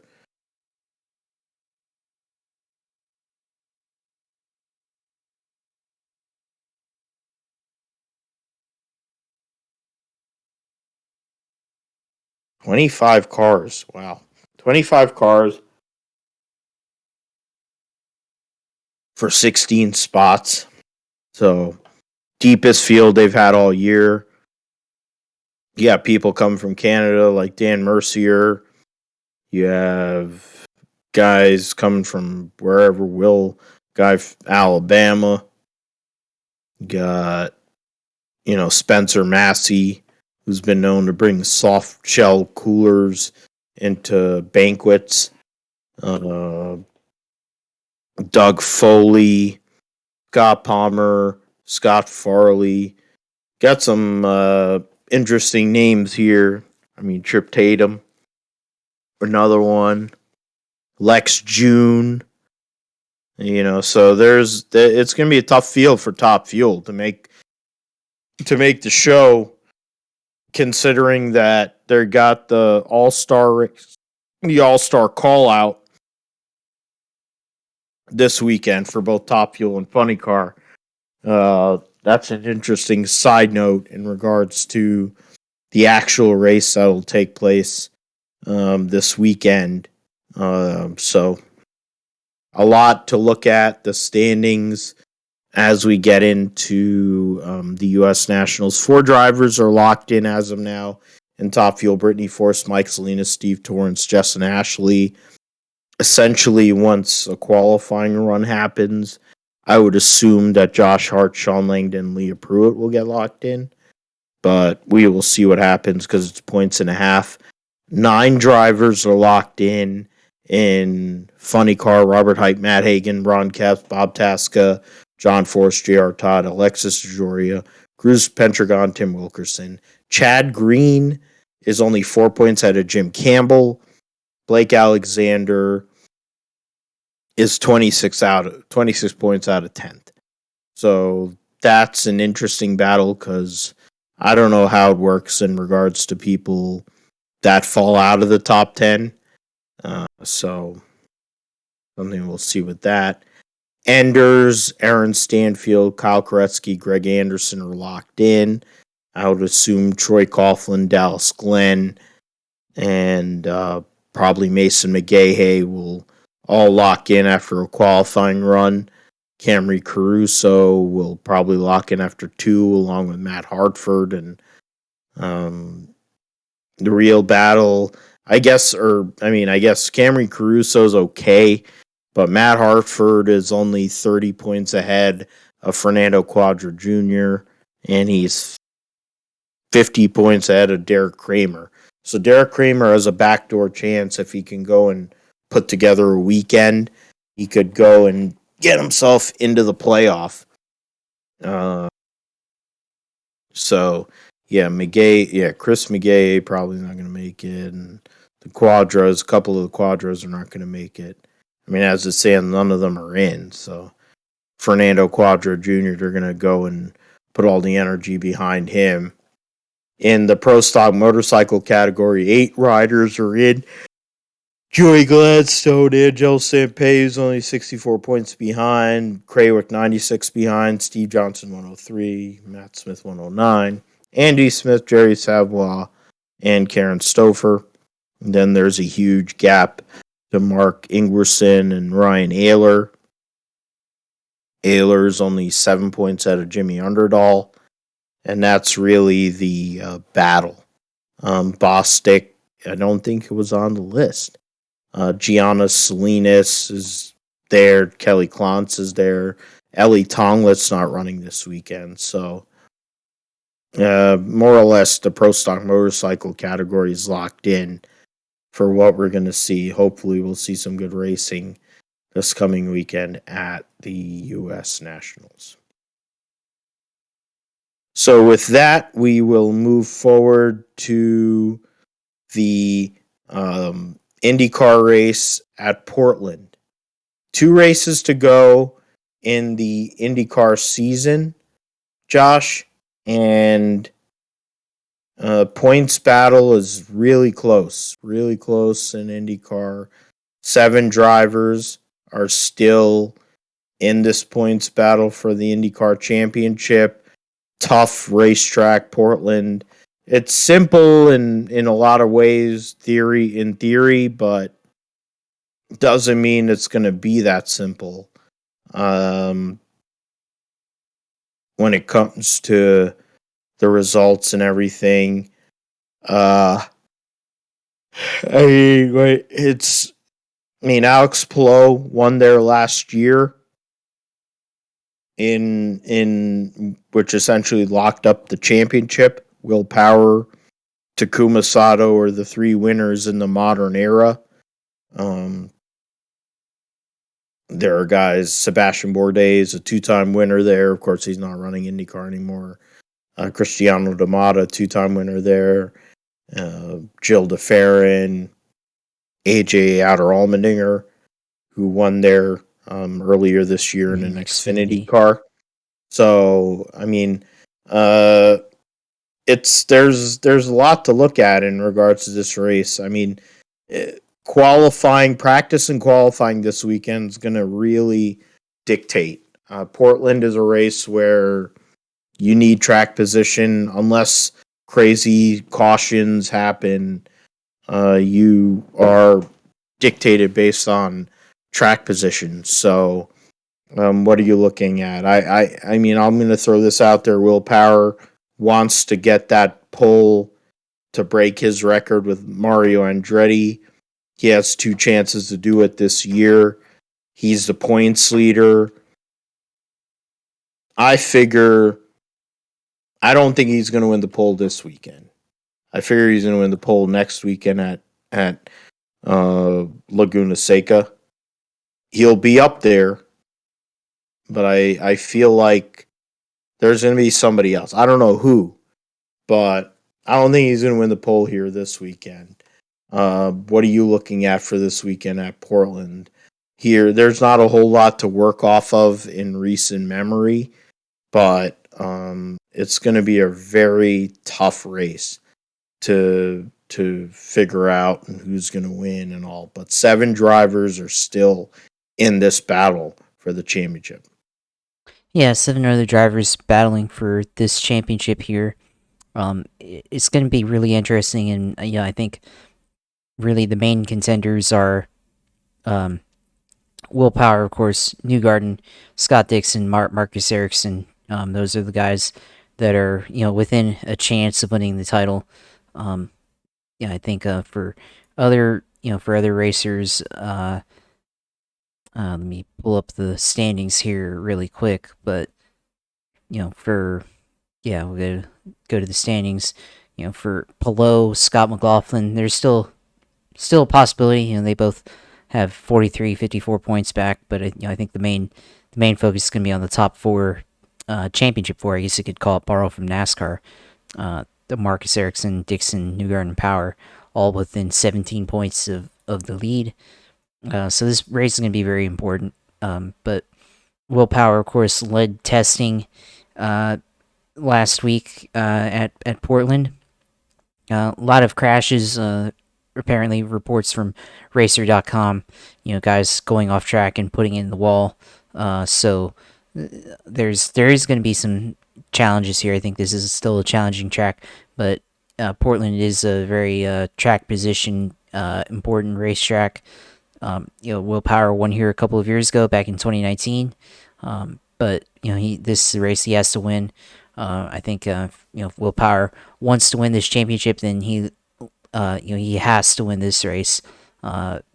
Otherwise, it's gonna leave too much room for error going into Laguna Seca, and there's gonna be a lot of pressure for Will Power to be able to go and win this championship. And of course, we talked about this whole year, Will Power's mentality. We talked about that since about May or so, when it became clear he was going to be one of the title contenders in this race for the championship in IndyCars. He's a lot calmer than he has been in years past. Will Power in the past loses emotions too quickly and self-destruct. But this year he's a very, very calm Will Power, very similar to Scott Dixon. So we're going to see if, the next 2 races, how Will Power responds to the championship pressure. Does he go out and win? And if not, can he continue to be consistent and at least finish on the podium, if not getting a win? And then, of course, more than likely have to win next weekend if he doesn't win this weekend here at Portland. But it's gonna be a tough battle, I think, throughout the race, and like I said, I think it'll be a very tough on track position as well. Alex Palou last year took the win and the pole, won the pole first and then took the win. So it's going to be a very, very interesting race from the beginning all the way to the end. So we're just going to have to see how these cars perform in practice, how they perform in qualifying to really get a baseline for how the race is going to go, speed wise from each of these cars. Newgarden could have a possibility. If he goes out and wins here at Portland, he's got the most wins so far this season. Possibility of him going for 7 wins this year. So it's a lot on Newgarden, but he's seemingly been able to pull off victories when there's a lot of pressure. So Newgarden potentially could win this race as well. So I think all these guys, Scott Dixon has been good at Portland as well. So Scott Dixon, he's got to have a good weekend too. I think for Scott Dixon and for Marcus Ericsson, I think these races are probably very much must-win scenarios for them to be able to secure the championship. I think Newgarden has a little bit more room to play with, but a win will help, and I think willpower. I think he does have to win, although I don't know if it's absolutely necessary. But I think a win will help him going into Laguna Seca, give him the leverage in the championship to be able to not take as many risks, but still be able to go out and win the title there. So there's going to be a lot on the line here at Portland. Of course, I think this race, for the rest of the field, probably going to be very interesting. Alex Palou last year won this race, so don't count him out yet. But it's going to be very interesting between everybody, and we'll see how the rest of these teams do. How does guys that aren't really in contention anymore for this championship, like Pato O'Ward, how does he do? He's only 58 points back, but how does he do in this title fight or in this race? Alexander Rossi, 127 points back. Final 2 races for Andretti. Can he go out and send him out with a win or potential podium finish? Remember a couple years ago, back in 2018, 2019, he was doing well at this race in Portland. So we're just gonna have to see how it all plays out for him. Finished third in 2019 in his run for the championship, which he needed to be able to win that race or win that championship. So some of these guys in the back want to be able to go out and end the season on a bang. Colton Herta is 10th in the standings right now. Of course, has the one win from Indianapolis, but could he possibly win here at Portland? Or even at Laguna Seca, which he's won, in the past back in 2019. So there's going to be a lot, for these drivers to be able to handle, especially the ones that are in the running for the championship. And we're going to see. I think we're going to see a lot of drama this weekend here at Portland. Yeah. So just wanted to follow up. Who are you picking for this weekend to win? I'm gonna go with the willpower. I think he has a really good shot to win the title, and he deserves to have more than one title than he did in 2014. He had all those chances before 2014 to win the title and came up short, whether it was his own mistakes or bad luck or anything like that. So yeah, I'm going to pick him to win this race because I think it'll definitely help him to win the title. And, of course, he was one of the fastest drivers in testing leading up to this race at Portland. And who do you have as a wild card pick? Wild card, I'm going to go with, I want to reference the standings when I say this. Yeah, you got to do top 10. Anybody outside of the top 10, I think. Yeah, I'm going to go with Rinus VK as a wild card. Hasn't really. I mean, I thought he would have had a better season than he did now, but only has one podium so far and a pole so far in his career. or in this season. I think his career at Portland hasn't been as impressive, but he's somebody that could be a wild card. Depending on how this plays out, maybe we see him finish in the top 10 or something. And he's somebody, like I said, I thought would do a lot better this year. And we got 2 races left in the year, so maybe he can go out and end the year on a bit of a positive note here. So we'll have to see. Yeah, he wants to go, and he's signed a multi-year extension with Ed Carpenter Racing, so he's going to be there in the Chevy fold with Ed Carpenter Racing. Him and Connor Daly are going to be teammates again next Connor year with the for all haircut intents too. and yeah, and he was on the Dale Jr. download because he's a part of Dirty Mo Media now with his podcast. But for me, I mean, yeah, picking willpower makes a lot of sense. The when it comes to um, drivers right now, I mean, yeah, it's like the people that you want to look at this weekend. I mean, Polo, he's only run there once. He has the best average finish. Honestly, the only way for him to go and defend his championship is if he goes and does what he did last year. Josh brought up Alexander Rossi, brought up Colton Herta. Newgarden's had a great record there. And, I mean, I want to see a Ganassi car personally to balance out the whole Penske thing. But I think Joseph Newgarden goes and gets the win. And makes win number 6. He runs a table. He goes and, like Josh said, he's going to get 7 wins. He's going to go and win at Portland. He'll win at Laguna, and he's going to win his 3rd championship. He wasn't the one thing that he's missing to be anointed and be at Penske until he turns 150 is the Indianapolis 500. He's done everything else for Penske. He brought Robin Miller, God bless his soul, basically yelled at Roger Penske and said, "You have to hire this guy." This guy would be in Formula One. Let's be honest here.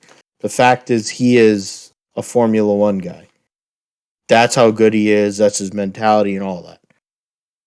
We're lucky we have him here, and he's Penske's number 1 driver. Power has lost many titles to Dario Franchitti, Scott Dixon, the like.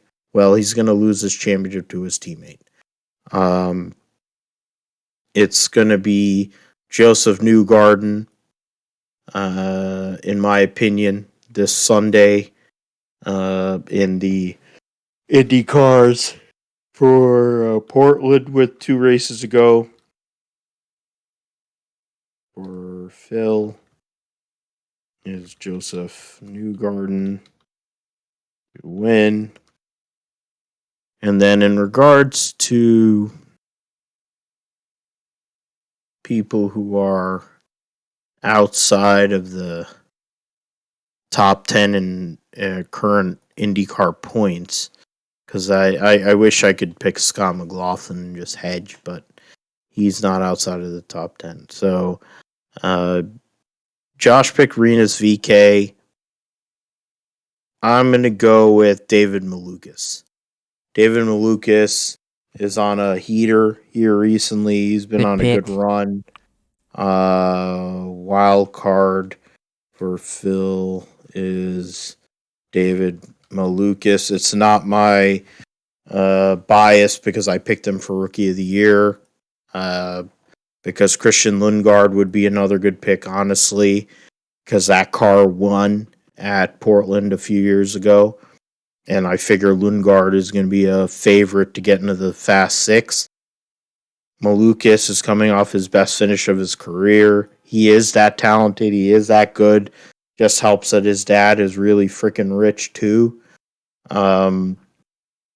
He's a guy that's going to be in this series for a long time. And he's probably going to be at Dale Coins because they're going to probably buy him out because they're an Illinois-based program. he'd have probably been at Newman Haas if both of them were still around. I think he would have been a Newman Haas driver, David Malukas. He fits the bill in so many ways. He reminds me of being like Michael and, that aggressiveness, but the difference is he's way more patient. So we'll see what happens at Portland this weekend. It's going to be very interesting. A very busy day for sure. Last thing we're going to preview before we get into the existential stuff or whatever is Formula One at Zandvoort.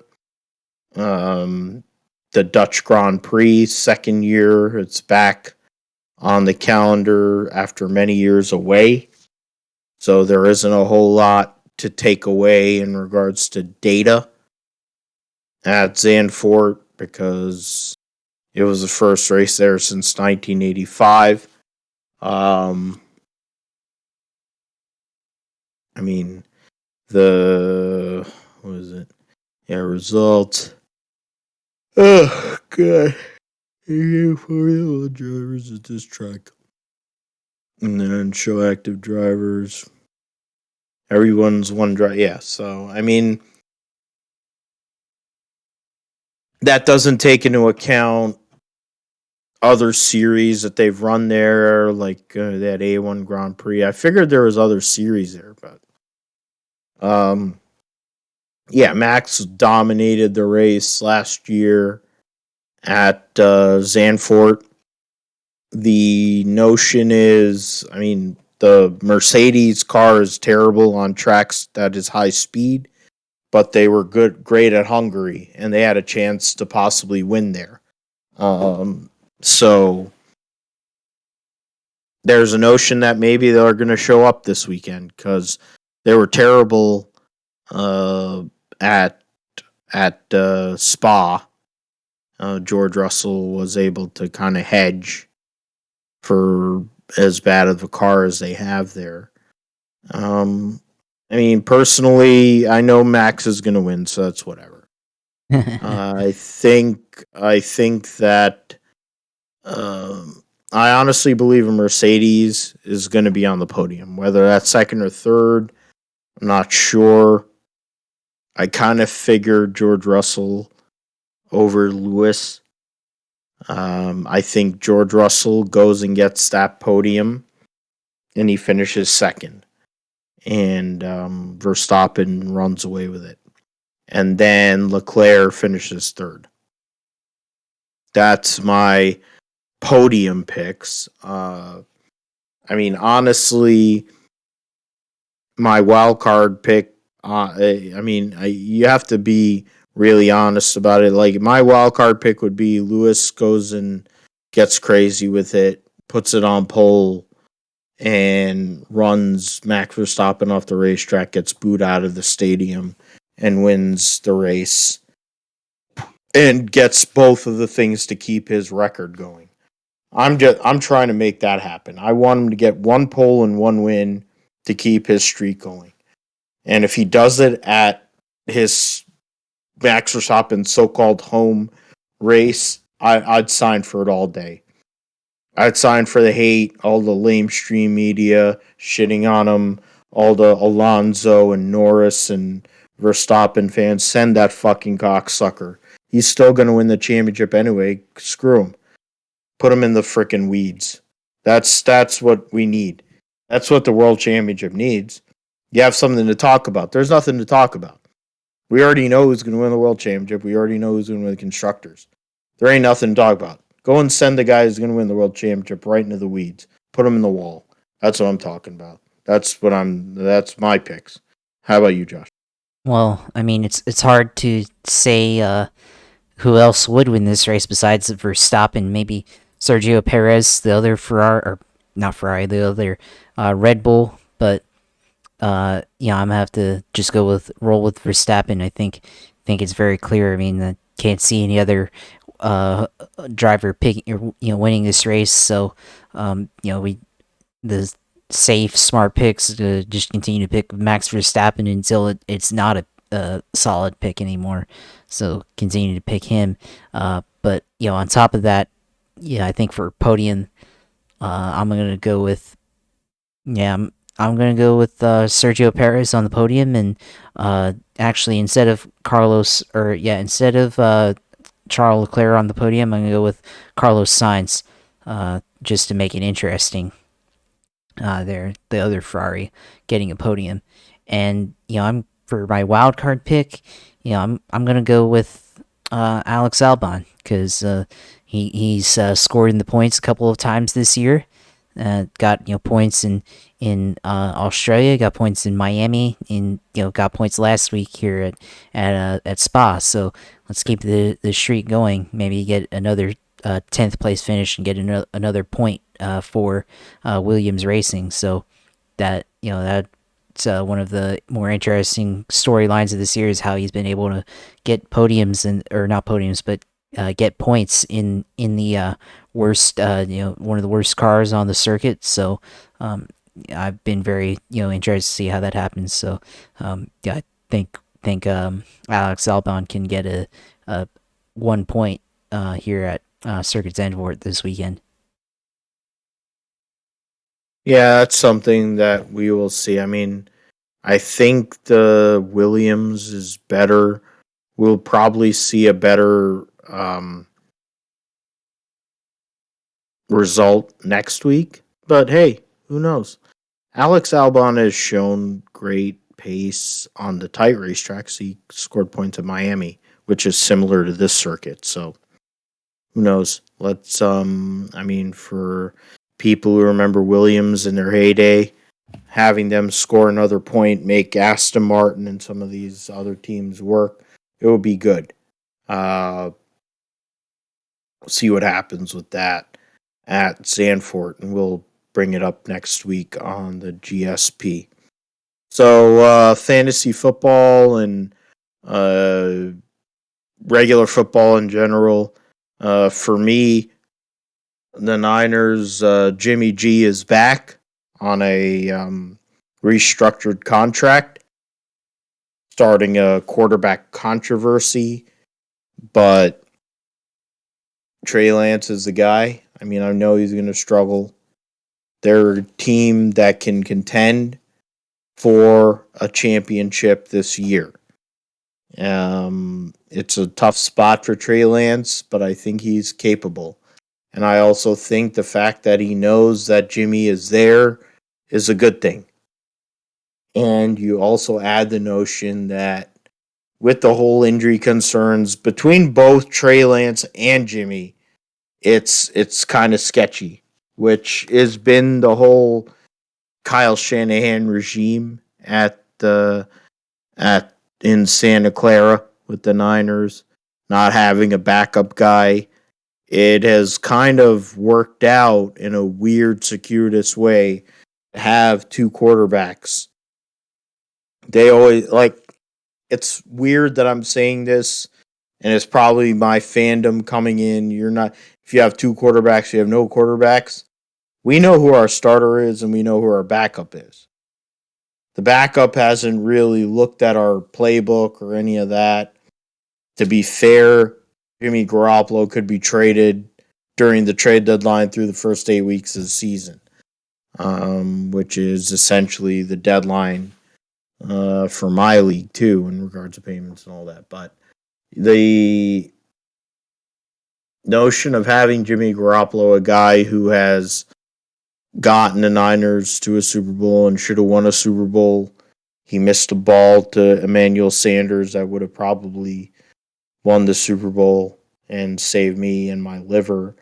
The notion of getting to an NFC Championship game to the team, losing to the team that eventually won the Super Bowl. He's capable. He learned that from Tom Brady, and I give him credit for that. But he ain't Tom Brady because he can't close. That's why they have Trey Lance. And so the Niners have a good quarterback room. They have a good roster. Not deep enough, to be fair, in certain areas. but they're capable. Chicago's their first opponent at Soldier Field, Week 1, September 11th. It's going to be a tough matchup. Roquan Smith playing for a contract, so there's a lot going on there, but we will see what happens with that. Jacksonville preparing for their first year with Doug Peterson, former Super Bowl winning head coach. Got to watch him win a Super Bowl. Went and called Philly with Nick Foles and the whole bit. And he has Trevor Lawrence, who's probably the best quarterback he's ever had. And you have two running backs there in Robinson and Etienne, Josh, and you have wide receivers. You have the whole bit. A lot of money was spent by Shad Khan and Tony Khan and the whole bit to go and make the Jacksonville Jaguars relevant this year in a division that's wide open. What is it looking like now that cuts have been made and we're leading into this 2022 regular season? Yeah, I mean it's gonna be interesting. With cuts, now after the final preseason game, kind of surprised. One of I think on the offensive ball side of the ball, Laquan Treadwell was one of the leading receivers in 2021 for the Jaguars. Kind of came on late in the year, in the second half of the year, but he's not a great player really, but he's someone who had good chemistry with Trevor Lawrence. So kind of shocking that they got rid of him. And he is on the larger side too. So with a guy like that, they potentially could need somebody that can be big on the offensive side of the ball. But maybe he's available in the season in case we have injuries or anything like that. But or somebody else isn't getting the job done or anything like that. But that was interesting. But I'm curious to see how Trevor Lawrence does this year with retooled offense. Around him, new players, new wide receivers. Laviska Shenault got traded to the Carolina Panthers, so that's interesting. Unfortunately, we thought he could be like the Debo for the Jaguars, their version of Debo, but he just didn't have the ball skills that he needed to, to be up, up there. He had a lot of drop balls last year in 2021. Just didn't have the chemistry with Trevor Lawrence that we thought he would, and then rushing the ball just maybe didn't have enough speed, on the outside or in the slot to be able to take handoffs or take reverses. So it's gonna be interesting to see how he plays for Carolina and how they use him. But they've got a lot of talent in front of him, so we'll have to see how all that plays out over there. But we still have Marvin Jones, who's pretty solid with Trevor last year, and then Travis Etienne coming back. That's going to be a big change, I think. And I'm also curious to see how James Robinson comes back after his injury last year, Achilles injury. That's a tough injury to come back for a running back, and going to see how well can he cut with the ball. How he's a guy that knows how to find holes in after taking handoffs and maximize yards per carry. So we'll see how his speed is affected by coming back from the injury. But I still believe Robinson's a solid running back. So we'll have to just see and find out for the offense. And then defensively, I'm very confident in them. Got a very strong defensive line. The core I think is really good. Between defensive tackles and defensive ends, we got Josh Allen, of course, and Trayvon Walker on the outside. On the inside, you got Foy Faltuskai, or however you say his name. You got Roy Robertson Harris. Guys that are really really big in the middle, and good linebacking core with Devin Lloyd and Foy Alukin. I think that's how you say his name. They got some guys with some weird names this year, but it's going to be interesting to watch the defense play. I think it's going to be very very surprising for if you're not a Jaguars fan. Or someone that's not really into football, or if you're just a casual watcher, I think Jaguars defense is going to surprise a lot of people. So I'm excited to see how it all plays out and everything, and ready for the season. Probably most I've looked forward surprisingly after last year, but it's looking like this could be a good year for the Jaguars, and think maybe we can probably get. I think we probably get 6 to 8 wins, maybe enough to potentially be a wild card contender, but not quite. But it'd be a massive turnaround after the last 2 years, even 3 years here in Jacksonville. And considering that both Urban Meyer seems to be in play for college football jobs because, for all the bullshit he's done in college, with questionable shit he's done at Florida and Ohio State, people still may want him. John Gruden's another one who is a terrible drafter, terrible evaluator of talent, and has been very lucky in his career for where he's found himself. He has opportunities too. Something we'll see. We will definitely preview the season for our teams, the Jaguars for Josh and the Niners for me, and also fantasy, because I'll have 2 teams drafted by that point. I'm not sure. I think Josh, you have at least 2 teams, right? Yeah, I've got 2 teams, so Yeah. we'll see how they do throughout the season. Excited to be in the league again, and we'll just go throughout the season and make the moves that need to be made. Maybe you got to trade a lot more this year, but I'll be willing to do it, and we'll see. And actually, I forgot about this because I was talking about this with another friend, but I think this is the year, and shouldn't be surprising, but it's gonna be the year that Tom Brady finally hits a cliff. So you can tell Vic that I said that. I think Tom Brady is going to be the worst he's ever been. It's a very hot take, but the reason why I say this is because I saw a throw that he made in the last preseason game to Julio Jones, and it was one that Julio really had to come back for, and it just didn't look like it had a lot of velocity on it. I think eventually all players they hit a cliff, and I think this is Tom Brady's year. He finally hits a cliff, and we started to see a lot of weakness in his game.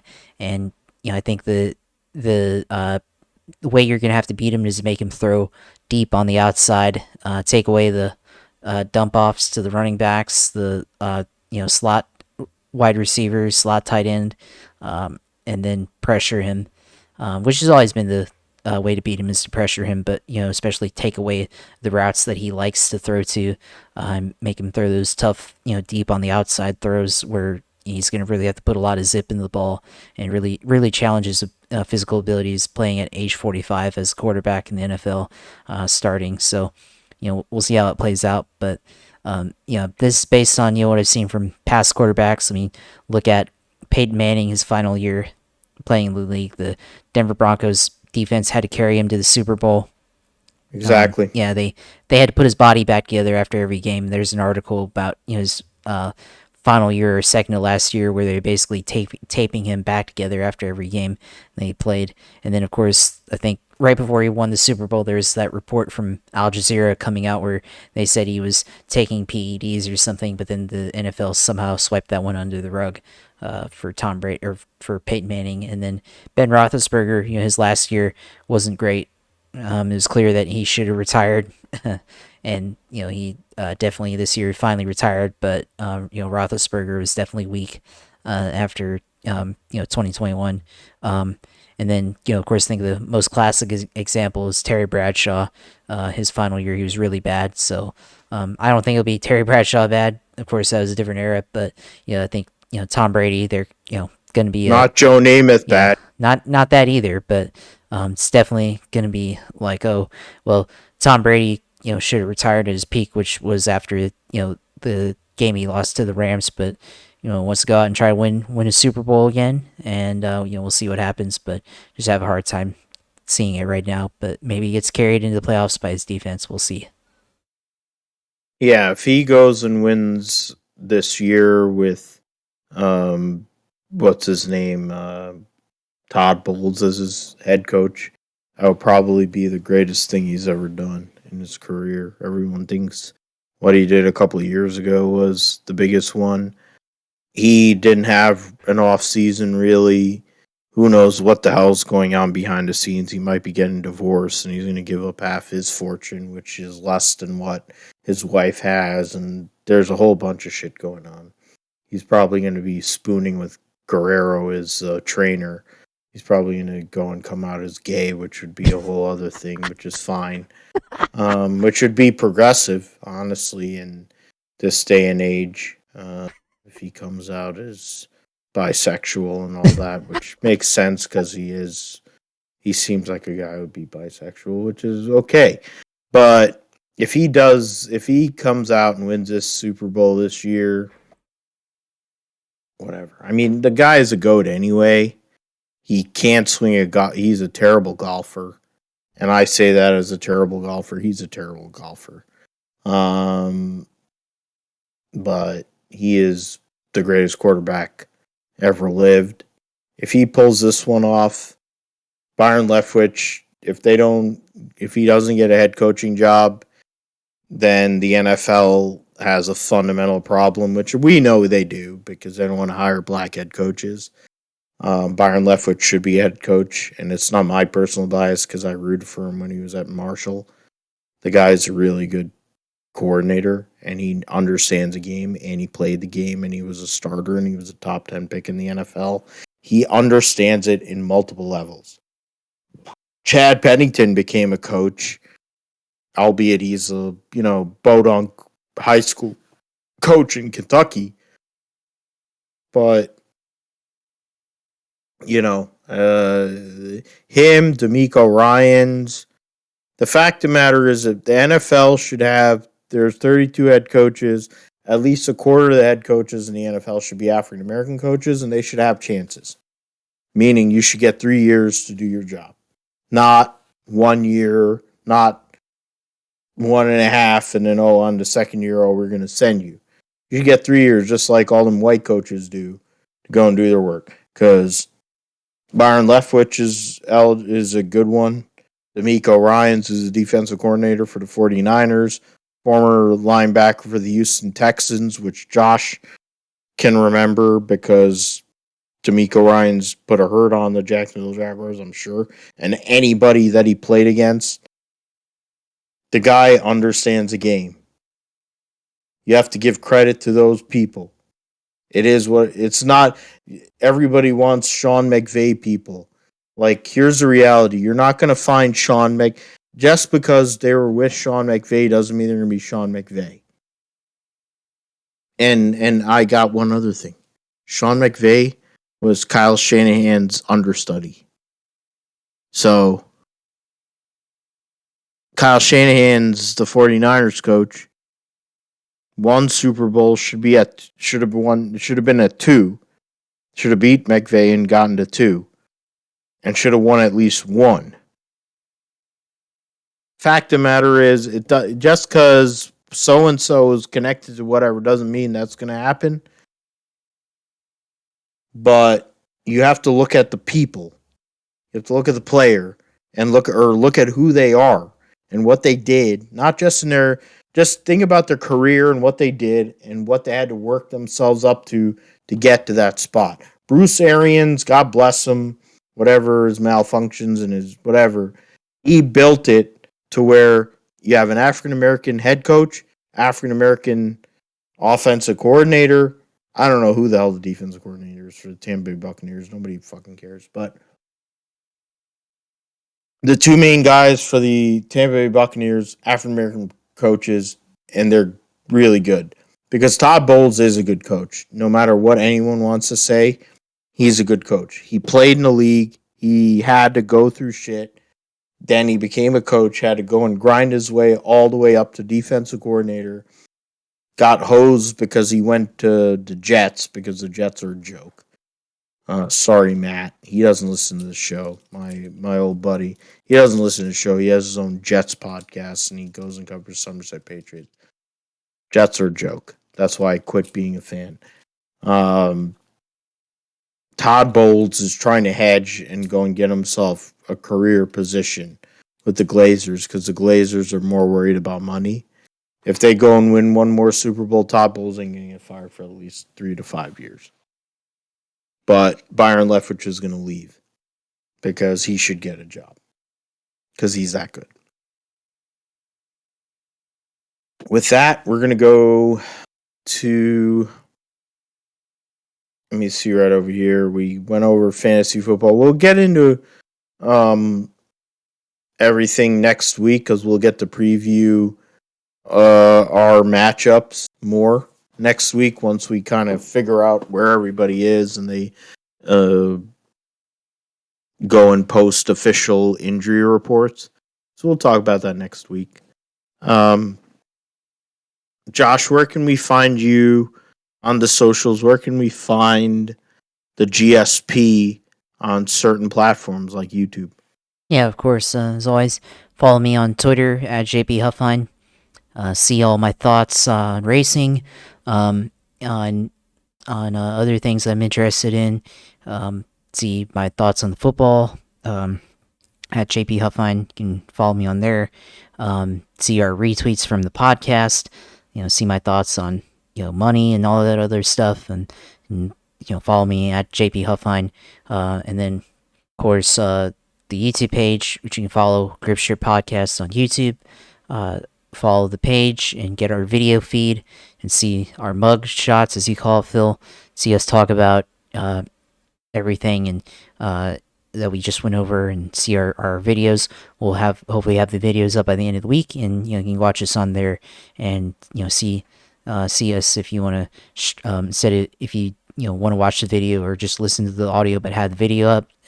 You can watch us on there. So go on, subscribe to the page, and get notifications for when this YouTube video comes out, so you can support the page. And of course the iRacing streams. Didn't talk about that right now, but of course we talked about it on Monday. As always, follow at twitch.tv/user2. Go there and follow my iRacing stuff and content. Maybe one of these days, we just talked about Dale Jr. Racing and the late models here at North Wilkesboro. Maybe we see me race against Dale Jr. in the future. I don't know. We'll have to see. I have to get a little bit higher in my ranking on iRacing, or enter a special event like the what is it called, the Firecracker 400 or something like that. So go and follow me on there, twitch.tv/usailor2. Go follow me on there. So let you close out the rest, Phil.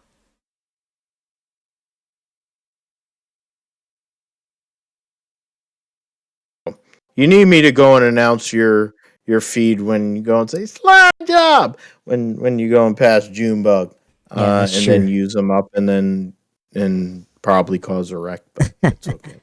But either way, I figure you'll be able to go and race against your hero, one of your heroes, and I'm not going to be able to race against Tony Stewart anytime soon, so it is what it is, even though he does iRacing and the whole bit, but he's too busy with his wife, so I'd rather learn about some of his extracurriculars more than his driving ability, because he's a goat as a driver. But I want to know about what he does outside of the cockpit. Personally, you can find me at Philip G. Matthew on Twitter. You can find us at Grifter Pod on Twitter. You can find us at Grifter Podcast on YouTube. Anywhere you listen to podcasts, you can find the Grifter Podcast. We will be back for episode 133 next week to go and talk about Darlington, NASCAR Cup, and Xfinity. We'll also talk about Formula One, in the Dutch Grand Prix, and then also the Italian Grand Prix, the Indy cars at Portland, and then their last race at Laguna Seca. And the NFL season will start next week on before the Gripster podcast post. So we'll talk about that and our picks for, I guess what do we think our teams are going to do? What do we think our fantasy teams are going to do? And then who do we think is going to go and make it to Arizona and Glendale for the Super Bowl in February? We'll talk about all that on the Gripster podcast next episode. For Josh, I'm Phil. Thanks for listening. Thanks for downloading. Thanks for supporting us. Take care. God bless. We'll see you next time. Goodbye.